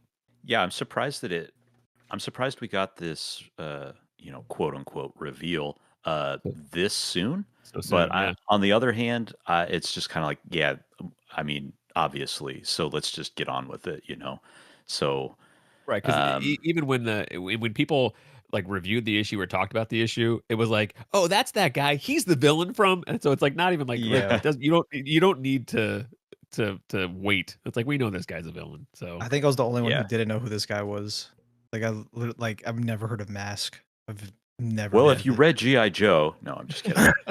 no, but I mean, but even like in the coverage of it, and like, but you knew instantly, like when we talked about it, we're like, oh yeah, he's like this. Yeah, he's a bad Anybody guy. who, if you did any like, even if you looked him up, like you're like, oh well, who is this character? And he feels like he's part of this, you know, some existing. He's literally property named Doctor before. Evil Guy. Like his name's Right. Miles Mayhem. Right. So it's like not even. Yeah. It's on the nose. Don't bury the lead. Yeah. So Yeah. just get on with it. Know that he's a villain, and yeah. So, but it also it heightens the questioning of Flag at this point, because as of last issue, I was like, oh, Flag's working with Mayhem, therefore Flag is Zartan for sure. Right. Like, Right. but now you're like, oh, maybe not. Like maybe, you know, so there's layers to it. And could it be like not to make it about G.I. Joe, but like a Cobra Commander Destro thing where like they're working together, but they have their own motives, and you know, so I just like how it adds that layer to the story. Is there a chance that there's two General Flags running around? Like, because that's what I was thinking about. Like, you know, there's this one that we're seeing in this issue who's, you know, a lot more chirpy and all that, but then there's also the other one who, is Zartan. Is that a possibility? I don't know how the Zartan stuff works. Is it like I the mean, that I don't. seems a little zany, but Okay. possible. Okay. Technically, it could happen, but I don't think. I think Flag is either dead or imprisoned. If Yeah, if I mean, Zartan Okay. is, I think it would fall apart really quickly. It's like, here's that Yeah, coffee yeah. you asked for. It's like, I didn't ask for coffee. What are you talking about? He's just hiding in the closet right there. turns into like a '90s sitcom where like they're like Yeah. switching places. Like No, Flag, why do what? I want that now? Didn't you just say you were going to go help the Autobots? Auto what? Me? No, huh? Oh, meatloaf again? What do you mean again? You love meatloaf. Wait a second. I want that to happen now. Great. Expectations are gone. I'm just Yeah, I don't know. I would really like a Nemesis Prime subplot, but I don't know if that's something that we could get. Maybe like a Prime problem subplot where, it's a 1-to-1 of Optimus Prime, but not necessarily a evil Optimus. It's just, a Optimus trying to deceive the Autobots of some type of way. I mean, I saw people bring it up, so I thought I would bring it up here. People are saying it's a Transformers Prime callback, and I don't think so. I don't think they're gonna do the whole, in Transformers Prime where Silas was controlling Optimus Prime and he's Nemesis Prime. I don't think it's gonna be that, that type of subplot, but I do think we're gonna get some type of evil, no, well, not evil, but like a clone of Optimus Prime. That's not necessarily gonna Knockoff. be exactly, yeah, like a knockoff. Mhm. I think it's gonna be something But like that, and I think it's gonna work out An horrible. AliExpress Optimus Yeah, Prime. yeah, Yeah. exactly. Ultimately, I do really think that the reason we're seeing this is to show that Miles Mayhem has the technology to convert vehicles, and I think that's more where this is going. But Yeah, it to but get it Mask but off the ground. to get Yep. right to get Mask going. But while that's happening, I think we're also going to see some type of Optimus something. They're gonna exploit Optimus in some way, be it like a clone-ish type thing or whatever. But I think that will be that. It wouldn't surprise me to see that be part of the development of Mask. Mhm. Yeah, absolutely. And I think one of Robert Kirkman's burner accounts commented on my video because the comment says, "As someone who's been watching old episodes of Mask, I'm laughing at how wrong you are going to be." So Uh-oh. Well, that's cool, kind of man. mean of Robert Kirkman. I mean, yeah, Kirkman's laughing at me in my videos. Not That's unheard that's of. fine. I'm joking. Great. Now he's gonna hunt us down, man. Way to go. Well, before we get to the final pages, we do get kind of another so-called palette cleanser, and it's Cybertron with Alita and Cliffjumper and Moon. You brought this up before we started recording, but you mentioned that this whole subplot of Cliffjumper and this whole story point is moving very slowly, and I think that's a good thing. And we do get a good chunk of dialogue here, but what's basically happening is we see Alita and Cliffjumper go back and forth, basically arguing, because Alita is sending Cliffjumper on a one-way trip mission deep into Decepticon territory to get more components to fix the space bridge. And Alita's saying this, "Oh, you're gonna do this because you're gonna redeem yourself." So Alita's like doing her best to guilt trip Cliffjumper, but the thing is Cliffjumper doesn't fall for it, at least not at first, because he says he didn't do anything wrong. Optimus needed help, and that's why he sent Shredhead. And he does agree to go on this suicide mission, but only because when he comes back, he can have Optimus Prime talk some sense into Alita 1, and this makes Alita 1 even more mad as she questions this sense that Cliffjumper's talking about and shows an injured Cup Do you need me to say it? Perceptor Moonracer. What I think that's a I think Moonracer, I think that's a cool callback. Cosmos and No one else. There's no one else there. And Say it. Say his name. You Come on, can't. Rework. We talked about You, this. We talked about you this. can do it. it's an why did I have to host this issue this month? Like why? Why did the stars have to line where I have to talk about freaking Huffer? All right. We see an injured Huffer. How is this Hey. possible? He blew up. I was happy. There was bits everywhere. I don't get it. Crashing out. How what did they is this like some type of Junkion technology? They just put them back together with super glue like they did with Ultra Magnus? This doesn't make any sense, man. Huffer should be they should use Huffer as like a puzzle with all the pieces he had, man, when he blew up in issue 7. Speaking of characters getting blown up though, we do get confirmation that Cup somehow survived. Cup lives. Cup lives. Yeah. And I love the little comment they made at the end, like Cup's half full. And I'm like, that's clever. Good. That's good stuff. That is clever. But you know, we on a serious note, we see Cliffjumper looking around these injured Autobots and that other guy, and we kind of see him fall into. I don't want to use the word guilt tripping because I don't think it's that, but it's just more of just showing how desperate the Autobots are on Cybertron. So we know Cliffjumper's going to go, and we know. See here, I think these last 2 panels on the bottom is good. There's no dialogue, but you can see the exchange of looks both Alita and I don't Cliffjumper. know. I really could have used 3 separate word bubbles that had they could three have dots did, each. Yeah, exactly. I was like, I don't know. What are they trying to say here? What were you guys' thoughts on this exchange with Alita and Cliffjumper? I thought it was kind of like I know that this is, or I'm sure at least that this is unintentional, but I thought it was kind of a fun little nod to the G1 episode, The Traitor. Only like instead of Cliffjumper being the one that's just like, you're a traitor. It's like, well, how do you like it? Cliff? It's karma. You're the traitor now. That's a neat callback. Yeah. Yeah. But yeah, I mean, other than that, like I am enjoying this segment. It's just like the slow drip feed and just like it just seems like things like change like every time we see them. It's like put them in chains. The next time it's like I'd have you in chains if we could like spare the manpower. And then this time it's like you're going on a suicide mission. It's like, okay, what's the plan here with Cliffjumper? Does Kirkman know, or is he? The next issue he's going to be in chains. He's going to be locked up. Yeah, we decided to put you in chains after all.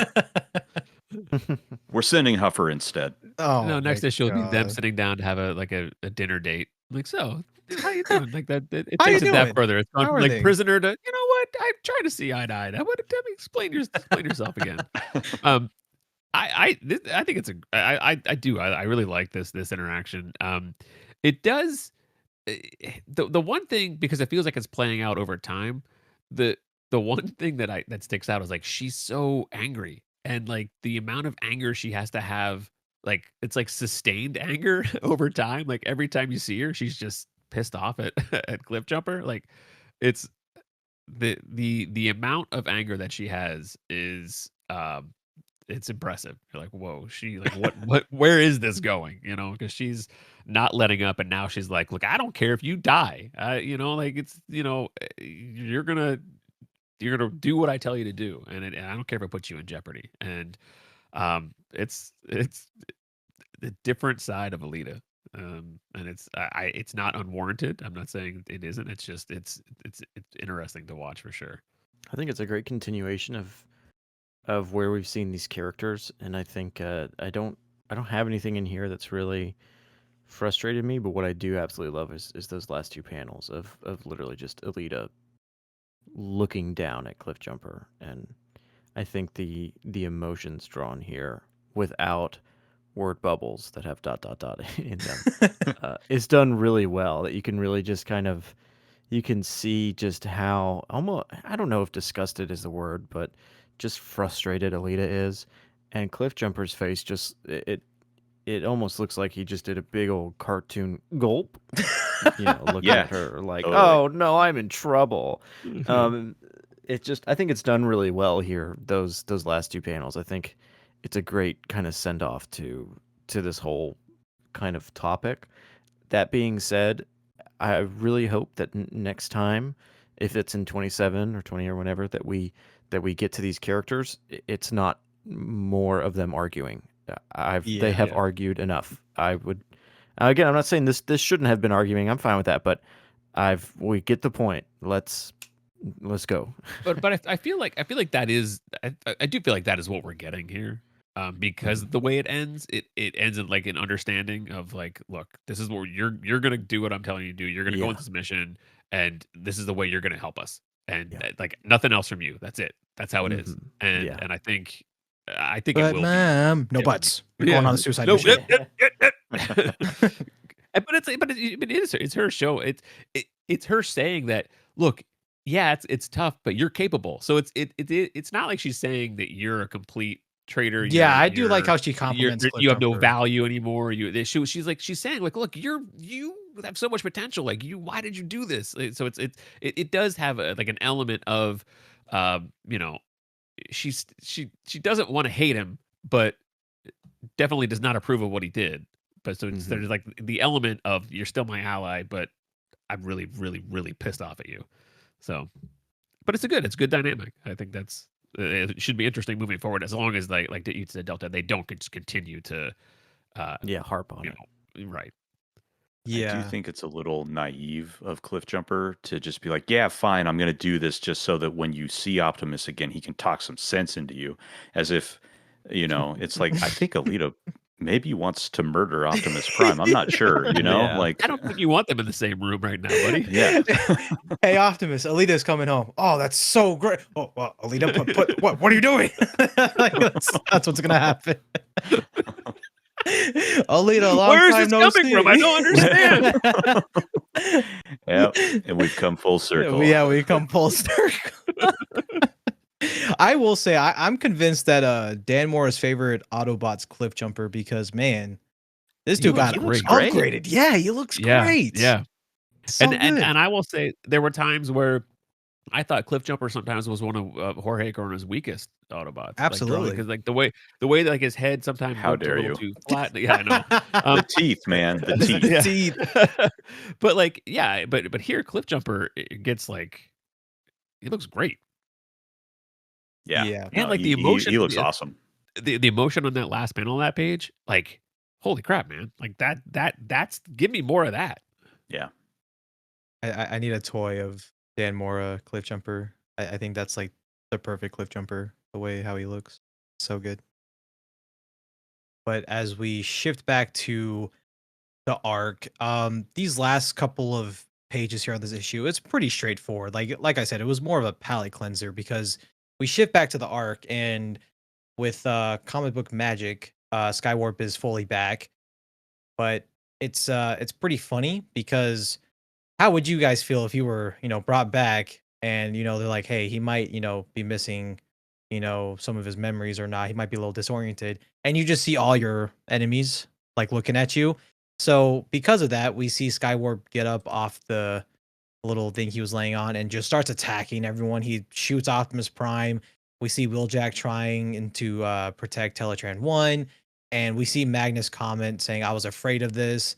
And, what I find very cool about this is Magnus says, I was afraid of this, but what we see is Thundercracker stopping Skywarp from shooting at Ultra Magnus.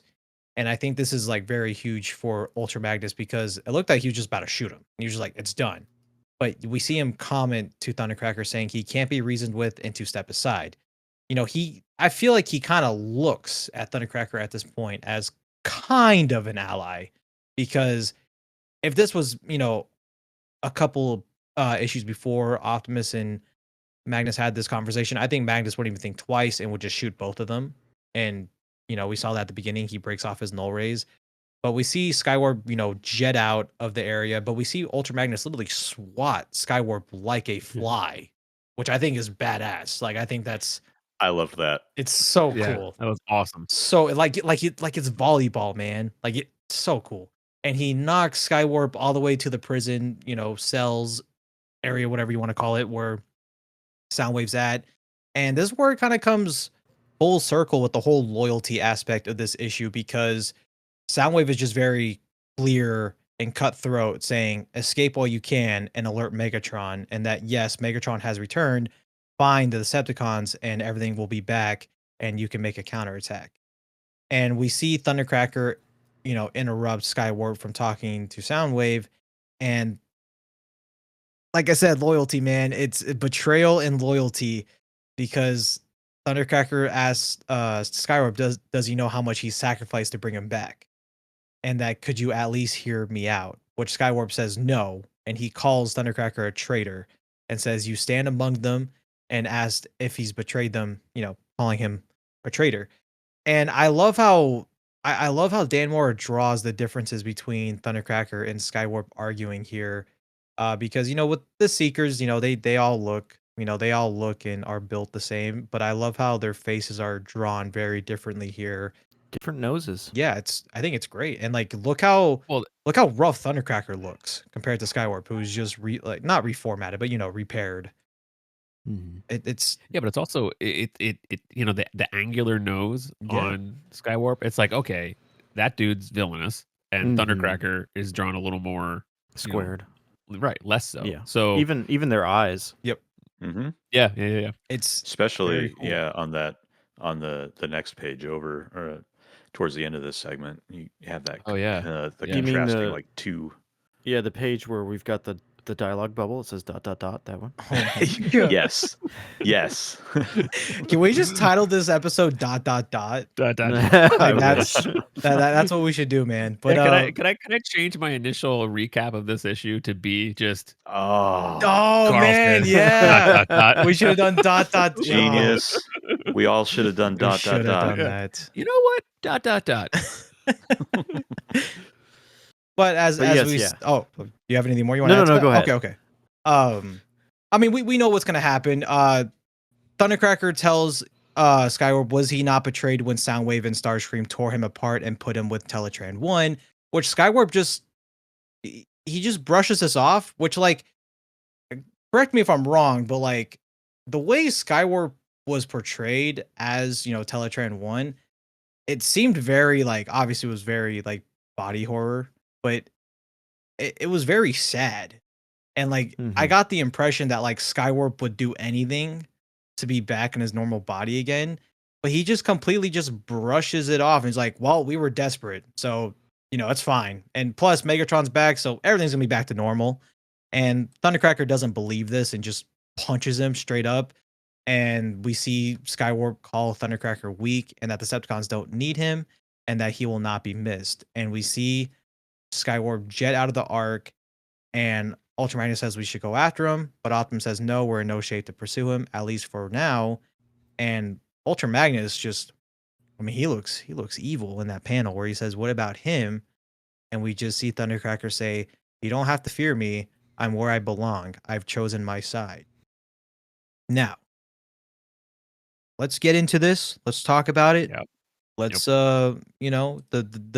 Dots. It's let's put that aside real quick, because I feel like this is a huge payoff to a lot of people who have wanted this plot point to be made. And I know we've talked about it a couple of times that I don't remember who, but I remember someone saying they don't really want Thundercracker to be an Autobot. Delta, was that you?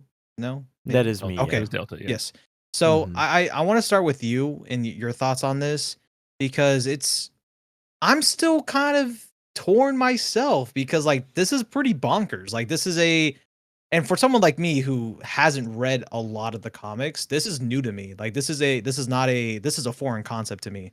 A Decepticon just wanting to be an Autobot. I mean, obviously, we had G1 with Jetfire, but this is very different. This is a Decepticon who has been for a good while in this story, been causing havoc and doing Decepticon stuff, and it's this progression of being an Autobot. I'm curious to know your thoughts on this whole section.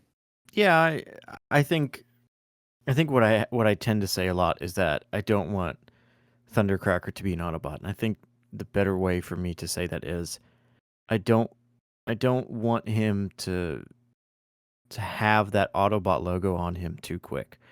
I feel like Daniel Warren Johnson did such a great job kind of building a mystery and a mystique behind the Decepticons and their culture, and that they're not just we're bad guys and we want to kill people. There's a culture there. They truly believe in what they're doing, and so for a character like Thundercracker, even given what he's going through and what he's been through, to just immediately switch sides. Well, I say immediately to just switch sides seems like a lot to me. Obviously, we're moving towards Thundercracker deciding to work with the Autobots. I personally have no problem with that.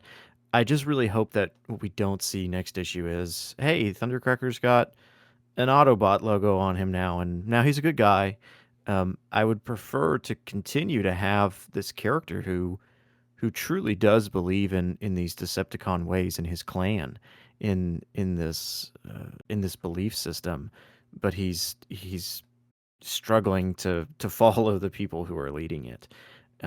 Eh, I am I'm okay with him working with the Autobots. I want to make sure that that's clear. I don't think he needs to be branded an Autobot to work alongside them and to have a meaningful story. I would like him to stay as a Decepticon because I feel like this comic has done a good job, and I think it can continue to do a good job in showing us characters that kind of sit in the middle, in the gradients of these factions. It's not just one is good, one is bad. We've kind of seen it with Starscream to a degree, and so I hope the answer for Thundercracker is not just he's an Autobot now.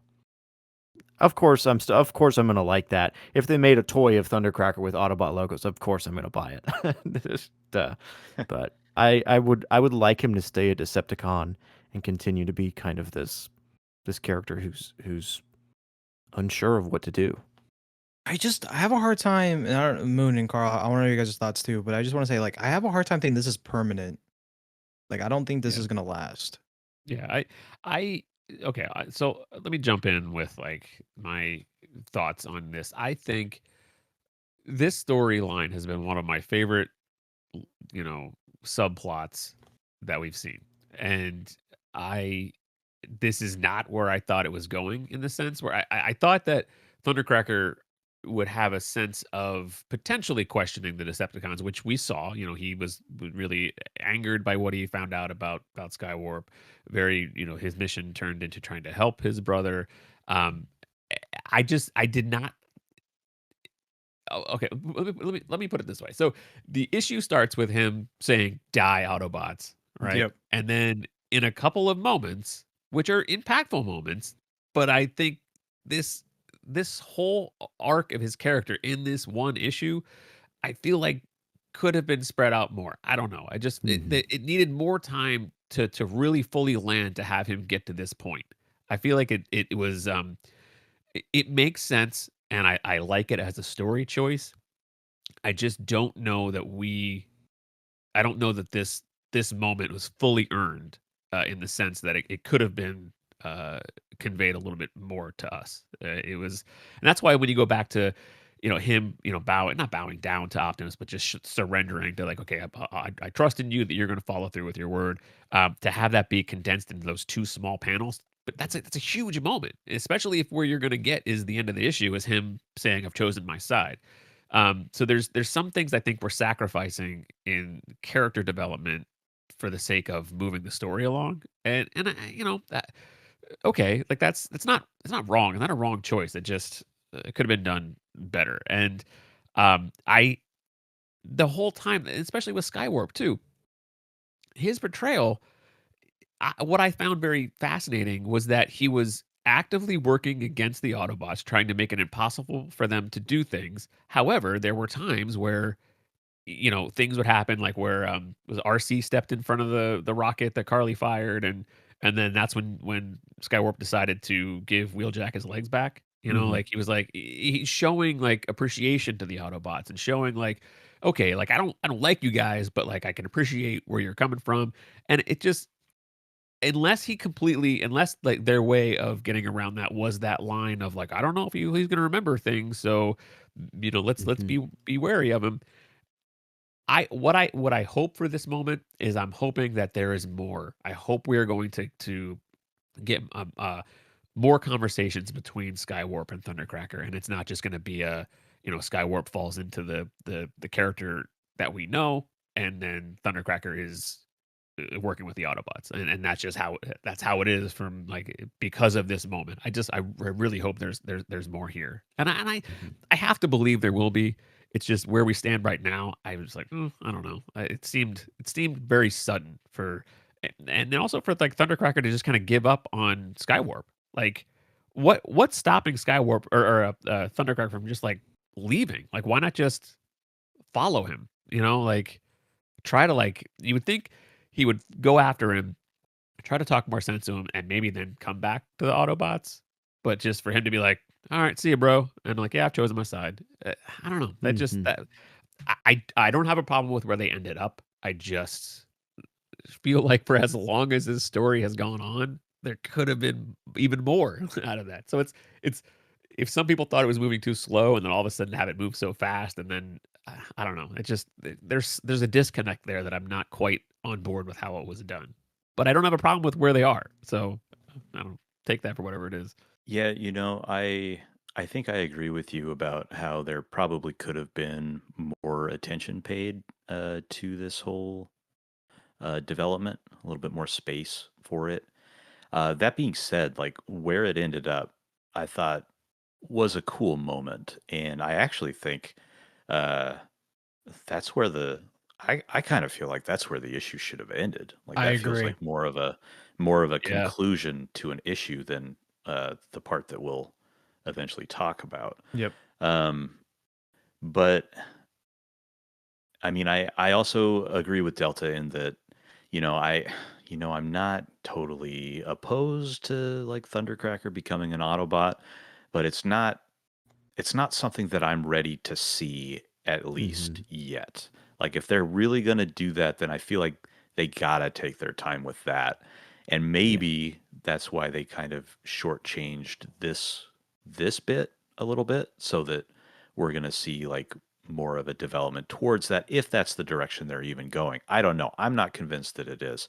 I this seems like it's maybe like just an alliance, but I don't know. I don't know where it's going to go, but I do think that it's fascinating. It's a fascinating dichotomy between Thundercracker and Skywarp here, and I part of it is like what you got into, Carl, where it's like I was also a little surprised. I was like, oh, this is Skywarp before he was like integrated with Teletran 1 like fully. Like he is doesn't seem like he remembers anything, where there's like maybe like a little bit of like gray injected into his world. Yeah. So I don't know, like maybe that was just a retcon because Kirkman didn't want to go in that direction, or if there is something more on the table. But I still think that like this is just like a fascinating look at these two characters, because I was kind of expecting Thundercracker to just be like, you know what? I am not cool with the way that the Decepticons are being run. These are not my Decepticons. I'm out of here. But then, like after Megatron came back, I kind of expected him to be like, "Oh, Megatron's back. Okay, we're back. Mhm. We're back to what I believe What the we're meant to be. Decepticons are supposed to be." And Yeah. the fact that he didn't do that, like his faith in the Decepticon cause was shaken, like so much by the things that he experienced over the course of Daniel Warren Johnson's run, that he is willing to go to blows with Skywarp to be like, no, like the Decepticons have lost their way. And Skywarp, like after everything he's been through, he is like he's just a true believer. Like he is like unshaken. And he's like, I'm gonna go back to these guys who tore me apart and put me in the computer, you know? Like Yeah. it's just an interesting um just glimpse into these two characters that I really enjoyed. Like, you can always raise the point of like whether or not the development was enough or whether or not this makes sense with what we've seen in the past, but just these two characters who are, uh, you know, identical in design and everything. They're just at such different places right now, and I just think that's pretty cool. Yeah, it's a great. I love the moment. It's like just grapple with the how we got here. So it's Right. I think this moment sucked. I'm just kidding. No, I agree. Horrible. I agree. Yeah. It was, and I really agree with Moon with what you said. Like this should have been the needle drop, and this should have been how the issue ended. Because how do we transition from that to Lorem Ipsum, Megatron? Because We should probably explain that. so okay, for some reason Lorem Ipsum is on the bottom panel with Megatron and Scrapper. For people who don't know, lorem ipsum is some sample text that's Yeah. used in printing. So for some reason, on the second to last page, it was left in. So it's a printing error. It's a A printing clear text box accidentally got added to the file that is Yes. the page of in the lettering, and then it just got lost in the art. Lord Which, Megatron. to be fair, Yes, my loyal Lorem Ipsum. Lorem Ipsum. to be fair, I read through the comic and then was going back looking at all the pages, and I was like, "Oh, there's something on my comic that I need to scrape off." And I was like, "Wait a second." So hard to see, but still. I wonder. I really do wonder if that is what caused the delay in the digital file being released. Oh, that's a good point. Yeah, I wonder too. Probably. Because it's like they caught that. In Like the then printing, again, and it like, was "Oh, on crap." it was on Google, Google Books or whatever it's called. So I think it's an Amazon issue, but I wouldn't be surprised if that was so- the case. But yeah, I mean, let's just talk about these last two pages here. We shift over to the Nemesis, and we get a look at Dan Mora's Megatron, who looks good. He looks decent. I'm not mad at this design. Ozempic.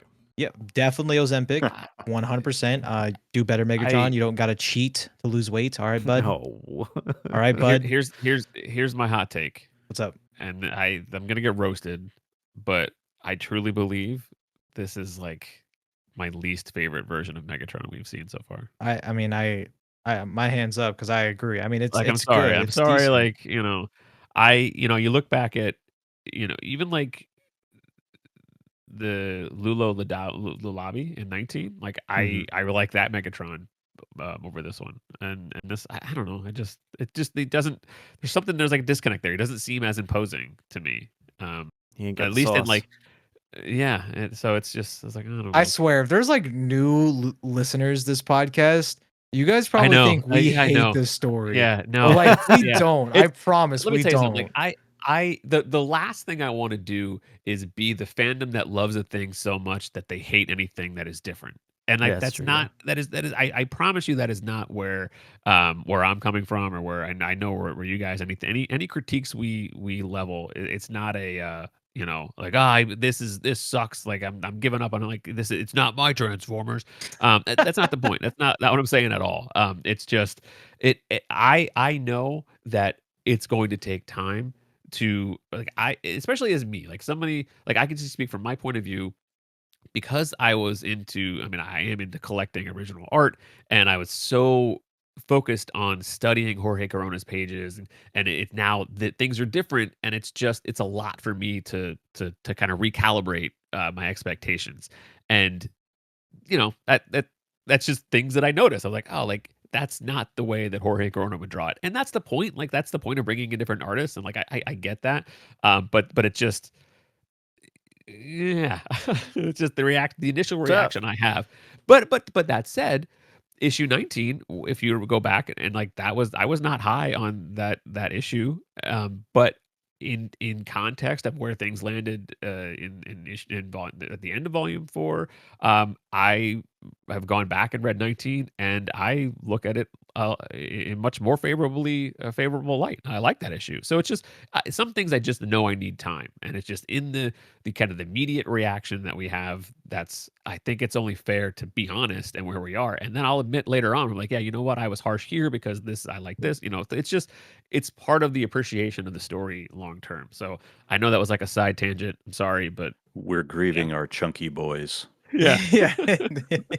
That Bring chunky back the Megatron. diaper. Bring Yeah. Oh my yes, So, that's just bring my, it back. Traded up the diaper for a Speedo. It's just not Talk the about a same. downgrade, man. All right, well, we see Megatron, and this is very cool. I talked about it in my video, and I want to bring it up here. I really love how the Decepticons are now the ones struggling with Energon because they brought very few Energon cubes, and this is all that they could gather.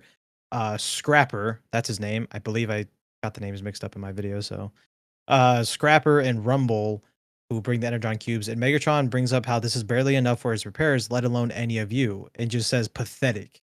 And we see Scrapper bringing up ideas and plans to try and get more Energon from using the humans' primitive technology. And before any of that can go further, we see Megatron just screaming in pain as his eyes glow purple. And that's how the issue ends.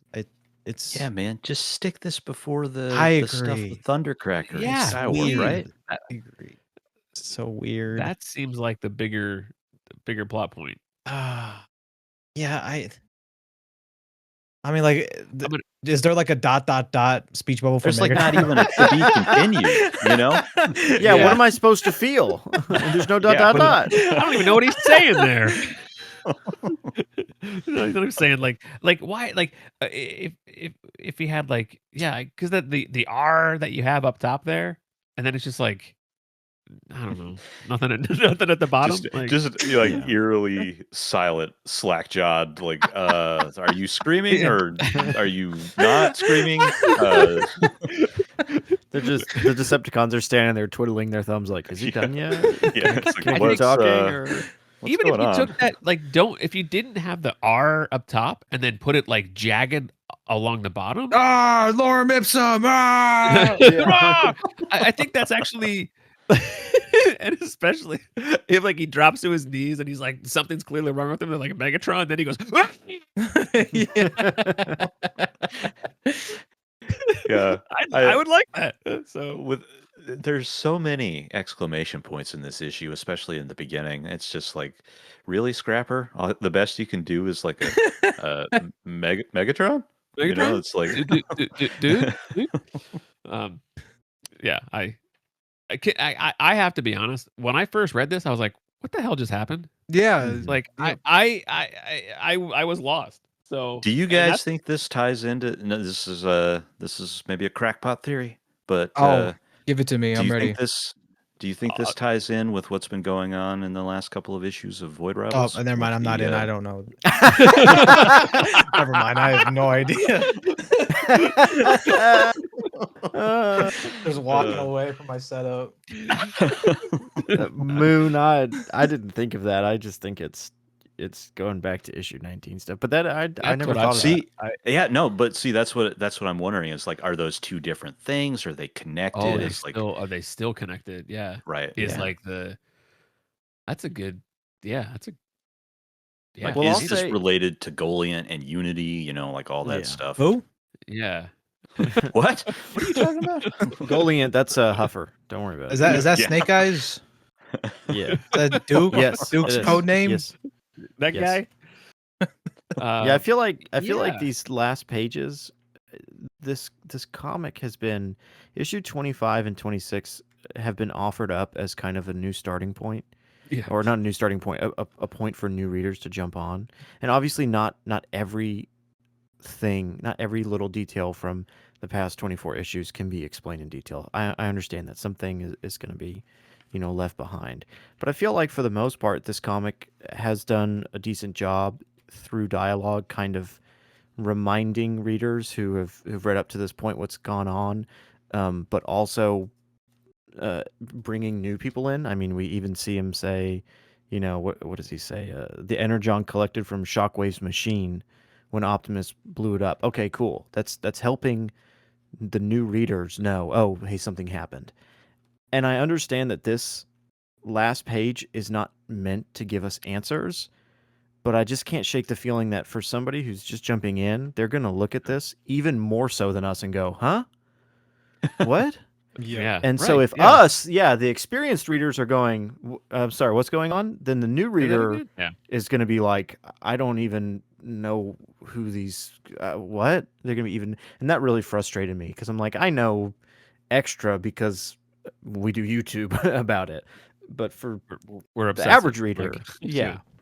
Yeah, for the reader who's jumping in, who was told, hey, this is a good way to jump in, this is the first moment where I feel like they're gonna go, okay, I don't know what this is, and that And frustrated me. So it also like it goes back to what Moon said. Like if you ended on the Thundercracker thing, that's gonna get somebody to come back next month.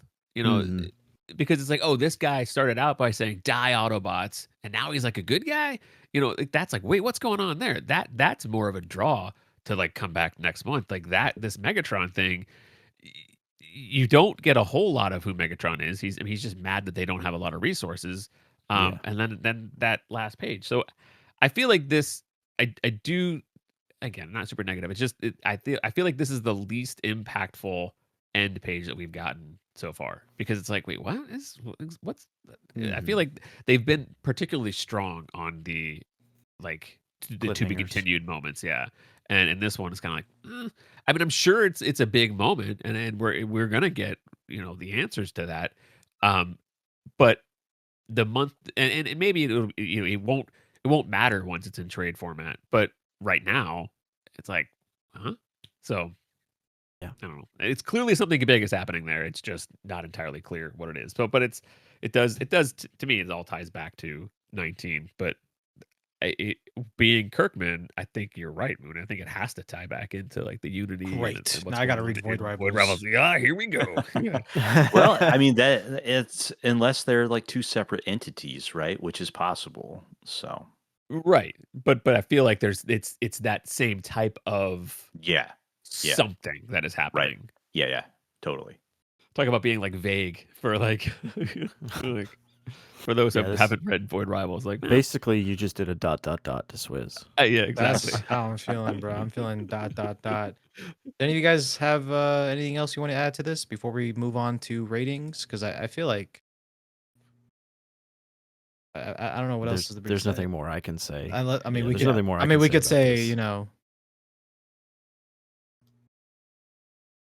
I agree. yeah, Yeah, no, I agree. yeah. I 100% agree. So you didn't say ... So you just pulled a Megatron in the last panel. You just, It's weird. There's not even like a to be Which is the continued problem. on that page. Right. It's so I know. weird. There's no to be continued. There's It's just nothing, like like- silence. It's like just so anticlimactic. You know what would have been even better too, if you had another word, like an off-screen, like an off-panel word balloon that has him say Megatron again, like Megatron. Yeah, like more Like concerned right, with like a question mark like- and an exclamation point. like a more Could you And could you then imagine a ... Yeah, and then leading into the exclamation point and question mark. Yeah. Lorem ipsum. to be continued. Yeah, so like there's just there I feel like there was a better way to execute this. Well, isn't it my loyal Decepticon, Lorem Ipsum? Yeah, it's interesting. I said that earlier. I feel like the art let the text down with the thing that Optimus said to Ultra Magnus, and here I feel like it's the script that's kind of letting the art down a little bit here, Right. where it's just like it feels like there just needed to be something else here. Mhm. Yeah, I agree. I agree, 100%. Man, it's. Oh, you know what? It actually is a good thing. It is a cool image. Yeah, it looks really cool. It's it gives me. Oh man. What's the famous painting with the guy screaming? You know what I'm talking about? The Scream. Oh, Scream, right? oh, my bad. I thought it was called the ... That's what this bottom panel reminds me of, like the Scream photo. It's kind of got like the impressionistic like swirls behind him. Yep. So, Yeah, which tells yeah. that idea. Yeah. Guys, it's Unicron. It's happening. We're moving the needle. I hope not. We're jumping the shark, baby. Unicron. No, just kidding. It could be whatever these guys are talking about with Void Rivals. I don't. It sounds like I got to catch up on Void Rivals. It's Huffer. It could be the Dark Spark Matrix thing. I don't know. Do we have like an official name for that? Maybe I'm forgetting. But was there an official name for it? No, think so. there's not been an official Not name. okay. No, Some people call it the Matrix of Control, though, I believe. Okay. Huh. but it is like, Interesting. but just for clarity's sake, do you guys think there's like it's like an energy beam that's like coming in there, or is it something that's just an internal I think like it's that internal. whole? I took it as being like internal, but like Yeah. it does look like an energy It does. beam, It like does. just shooting right through him. Yep. But then once I read it, I was like, oh, that's something like it's that control or something that's happening internally. But it's just the way it's drawn. I was like, I don't I don't know. He's just got a headache. Yeah. It happens. Yes. It happens, man. Happens, man. Lorem Ipsum, go give me my Tylenol. Yes, Lord Optimus Megatron. Optimus Prime is controlling him through the arm, the fusion cannon arm. Oh, how the turntables. There we go. I just made an Office reference. I don't like The Office. Anyways, let's go We gotta ahead. rate this. Yeah, let's rate this. It's a good thing I'm hosting this because I can just put you guys on the spot, like, and then I could change my score if the score's too high or too low. So this is great for me. I can piggyback off of any of you guys. So I'm gonna start with Eeny Meeny Miny Delta. Oh man. What's your rating for this issue? I'm gonna actually amend my rating for last issue. I gave it Okay. a 7. Yep. I would like to retroactively change it to a 6. That doesn't mean it's bad. That doesn't mean it's horrible. A 6 is still a high number. You broke the unity. We all had Yeah. 7s. Yeah, I know. I know. That's because I'm gonna give this issue a 6 as well. Oh, okay. Whoa. I when I first read this, I Interesting. was like, yeah, this is it. This is way better than 25. Here we go. And now that we've spoken about Yep, it, I'm the I'm same. sitting here going, Oh, yeah, I no. still like this. This is It's still because I enjoyable. ruined the spike moment for you, isn't it? It is, yeah. I still like this. Still I'm enjoyable. so sorry. But We for me, apologize. it's a 6. Keep in mind, a 5 would be half of it I love, half of it I don't. So there's still more here that I enjoy, but the issues I had with 25, while they are not as apparent or large here, they're still there. And I feel like a 7 is just a little too high for me on this. So this is a 6 to me. But I mean, again, I still have a YouTube channel where I talk about this. I made a video about this one. So, yeah, yeah, 6 is, I've got to give it a 6. All right. I'll go next. Yep. I'll follow that up. I am gonna keep it at a 7, and here's why. Because I feel like since half of last issue was some beautiful Jorge Corona art, I'm gonna chalk up some of why it was bumped up a little bit to the presence of Jorge Corona's art, because we still had that like hangover from issue 24. But that said, because I initially, when you said you were going to retroactively make last one 6, and I thought you were doing that to then bump this up to a 7. That's what I thought too. Because I feel like I do feel like thank you, this is guys. better. I feel like this is better than what we got from the Kirkman Mora side of things in issue 25. So I will say that I think a 7 is fair. There's a lot that I like about where the story is going. There's things that I didn't like about how they got there. But it's not bad. I mean, I'm still enjoying the ride. I like the I think there's enough mystery that has been presented in these issues. What's going on with Mask, what their plan is, what Flag's motives are, how the Thundercracker and Skywarp thing is going to resolve. And also things like what's going on in Chicago. Like, what does that mean? What will Mirage and Bulkhead bring to the dynamics of the team once they're back online? Will Beachcomber do some lifting to become stronger and better at lifting up debris? These are all questions that we're asking. So, I think it's good. I think we are in a good place. The Cliffjumper and Alita storyline is moving along. So there's a lot here that I'm still really, really enjoying. So I think a 7 is So I am actually going to give this an 8. And I want to make something clear. An 8 for the Kirkman era is not equivalent to an 8 from the Daniel Warren Johnson era. Those are different Fair. 8s to me. Okay. Um, Yeah. I still feel that 25 is a 7, and I feel like this is an improvement. Maybe improvement is the wrong word. I feel like this builds on 25 in ways that I wanted to see. I feel like it is more character focused. I feel like there are some really great character moments in here, particularly with Ultra Magnus and Optimus Prime, and obviously the Spike and Carly moment that I ruined. But also Why uh, it's a 6 now for me. I was gonna say. Thundercracker and Skywarp. Like, even if everything wasn't handled, perfectly, or maybe things were moving at too much of a clip, I still feel like this is getting more in the direction of what I would want to see from this series. I feel like it's cooking a little bit more. It's really like starting to move. Um, yeah. So, I mean, obviously, uh, there are some things that I'm not still like 100% sold on. I still don't think that uh the emotional core that was what I associate most heavily with the Daniel Warren Johnson run, like that is just not here. Um but I don't, I don't know if that's fair to like knock it for me personally, because it's just like, that was something I really enjoyed about Johnson's run, and Kirkman is going to approach this differently.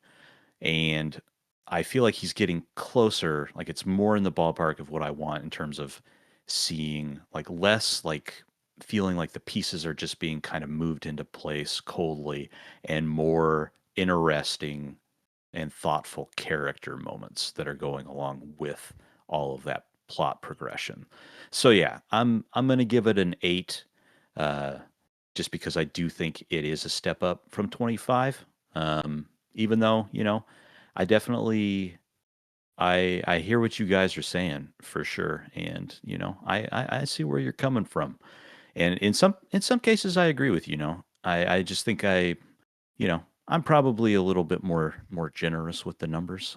Yeah. I mean, didn't I gave like 19 a 10, right? Mhm. So Wait, what? Oh, I wasn't there for nobody that. Oh my. maybe don't trust me on the numbers. Who knows what's going on with I me? I But forget what I gave 19, but I would have been it's higher now than it was before. I So, we should do like a um, re-review one of these yeah. days. I liked. I wasn't there for that one, but I really liked the 19.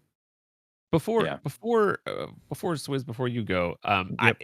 while you were talking, Moon, and while I was like still thinking about all the things that I was actually saying about this issue, I realized that there are. I mean, it is better than I was giving it credit for, and I do think that while I'm not sure that I could bump this up to an 8 yet, I do think it has earned a 7.5. So I will amend my score and bump it up a little bit, because I do think that there's enough here that I'm still really really interested in, and yeah, I think 7.5 more accurately represents where I'm at. Well, Swizz, we've gotten a 6, a 7, and an 8, so you either have to give it a 5 or a 9. So There's really no other option. here's what's I mean, interesting. Oh wait, dude saw Huffer. It's like a yeah, 2 for that's him. good. It's Yeah. I'm Does trying it to. even rate I'm Swizz? trying to. Is it a 0 out of Do you know 10? I was gonna like rate this, but now like I kind of want to give it like a 0 for the joke. But no, Wait, are you gonna give it a ... out of Oh, 10? give it a dot dot dot. I was I was going to as a joke, but I'm having a hard time here. I'm not gonna lie. I was kind of like going into this like, okay, yeah, this was a little bit better than issue 25, but not even like because no, like Moon, you didn't ruin this at all. Especially the Carly and Spike scene. I think was funny. I think everything we talked about was funny, but us talking about it, I still stand by with that. It's a little bit better than issue 25. I agree. Um, but it's not moving the needle for me. I think I'm gonna piggyback off of Delta. I'm gonna change my issue 25 rating to a 6, and I think I'm gonna give though this issue a 6.5. Like I think I'm gonna give it like a 6.5 out of 10. Not quite a it, not quite a 7 out of 10, but it's not quite a 6 out of 10 for me. There's still a lot I enjoyed reading this book. I just feel like the breaks between the stories were just not breaks at all. And I feel like in previous issues, when we switch over to different parts of the story, it's done a lot better. And like I've noticed that, when I was calling them palette cleansers, they didn't even really feel like a palette cleanser because we just go from boom, Chicago, boom, Shadow Watch, boom, Cybertron, then boom, back to the arc. It's very boom, boom, boom. There And were, if I could maybe articulate that a little bit yeah, more, that in past issues we would get things like, let's say, if Cliffjumper was talking about Carly, there would be like transition from like there'd be a word balloon that was from the character that was speaking on the previous page that connected you to this next scene. So instead of it being just like turn the page, fresh scene, there were character elements that led you to the next character moment. Like so between like Carly and Cliffjumper, they were in two different places, but they're still their characters were joined sometimes through dialogue balloons that carried over into a new scene. And I exactly. feel like that those flowed a little better than what we get here. Yeah, and it's just I I don't know how I feel about, the ending because it should have been the whole Thundercracker stuff at the end, not the Megatron stuff. The Megatron stuff should have been like if you're gonna put all the freaking breaks and transitions all at once, back to back to back, just throw in the Megatron part 2 at this point. Like it was just weird. The pacing was all over the place in my opinion. I'm still having trouble with this new era being a lot more wordy, to quote Delta from the last episode. I can't read, so I have a hard time. No, I'm just kidding. It just seems there's a lot of fluff. There's a lot of unnecessary fluff, and we talked about that with the Optimus Prime talking in the beginning. So it's just gonna get a 6.5, a cool lorem ipsum out of 10 for me. Like I'm not. It's better than 25, but it's not. I'm not moved by this. I have to make this comment too. So just hearing you talk about that as well, and thinking more about the break between having Thundercracker choose his side be the end of it. Look at that Megatron page. Then imagine that was a page one. Like Yes. imagine that's like the beginning of an issue, next issue. Have that whatever that is that happens. Have a scene break there, go somewhere else for the Autobots, and then later on in that same issue, revisit what this moment is. And I feel like you could maybe get away with. I think that moment flows better. And again, it will flow nicely once it's in a trade paperback, and it's not going Yeah, to matter. for But sure. but for right here, I do think that would be a much better page one.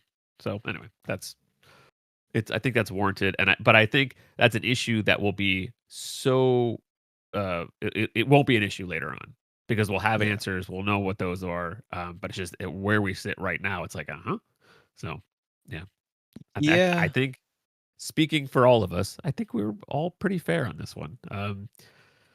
Yeah. It's There's a part of me that's like, maybe I should give this a 7.5. There's a No, part of me that no. still feels that way. But I feel like it because speaks where we are, where we all are. I think that just speaks as a collective. Like we like some of the things we're here. We're questioning some of this stuff. This is the Like most disjointed we've been on. Not right, disjointed, but very. right.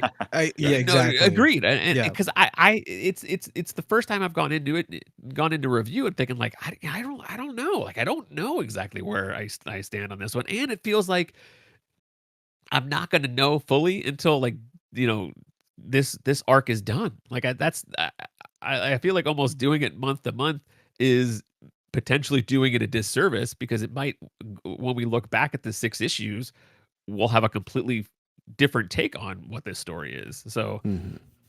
that's what I think what makes it hard about where we are right now. Absolutely. And I'm gonna say this, and I guess is how I'm feeling with the whole Thundercracker subplot because I'm happy it's happened, but a part of me also feels like Robert Kirkman's like, all right, here, damn, like take it. Like Yeah, yeah. he chose his side. Like there, stop asking about it. There's your answer. Exactly. So I don't know. I'm gonna give it a cool 6.5 out of 10. I think that's a great way to wrap this one up. I had a lot of fun recording this one. Yeah. This issue was a little bit better in my opinion than issue 25, and we're still continuing with this new era of Robert Kirkman and the new writing. And to quote Carl, it's gonna have growing pains, and I think this issue is another good example of having some growing pains. As for me personally, I felt like the pacing was all over the place and it was just very straightforward, which I did not like. But overall, I still, it's Transformers, man. I'm gonna that's what I'm saying. Like, I don't want people like listening, especially like new listeners, who are like, dude, you guys are so nate, dude. We're not. Like, I probably like if you listen to our previous stuff, dude. Like this is just the first time ever that it's just a different era. It's the transitional stuff. Like I'm confident that it won't be like this for long. I just think Kirkman needs to find his footing, hopefully a lot sooner. And you know what? We could be the only ones here who like think this too. By the way, like everyone else would be like, "Oh, this issue was P," and I think that's great. And I'm I cool want with that. that. Yeah, exactly. I want that. I want there to be people out there that love the way that Kirkman writes so much that they are totally on board with this as we were on board with the Danny Warren Johnson run. And I think that's the difference in some people, the way they approach a comic or a property. If it's like if it's not exactly what I want it to be, it sucks. And like that's not the case. I want this. I want there to be more eyes on all of the Energon universe titles. So like I want there to be people who read this and go like, oh, I love this big storytelling they're taking. I love the way that this flowed so fast. The Thundercracker thing. I think that's great. So if you are one of those people, please tell us. Like put it in the comments. Like I want to hear from you guys. So yeah. Absolutely. I think that was well said. But I appreciate you fine gentlemen joining me today for this episode of Teletraan Tapes. And be sure, all of you listeners, to check out all of our channels, Moonbase 3, Delta Tryon, Carl's Collection. Also, too, shout out Cowboy Comics. Yeah, big stuff going over there, Yay. right? Yeah. So be sure to check that Some out. G.I. Joe and Void Rivals. Welcome to No, Jovember, baby. Jovember. I'm not. Never mind, bro. I'm not gonna. Remember, it's Cowboy Hat Comics because I'm not an actual cowboy. He's a cowboy. Don't listen to this guy. He's too humble. But he But wears a real cowboy hat. yeah, exactly. Well, make sure you guys leave a like on your way out, and please give us your thoughts down in the comments below. Moon, Carl, Delta, great talking to you guys as always, and looking forward to talking about issue 27. But with all that being said, hope you guys all have a good one. Later. Take care. Yeah.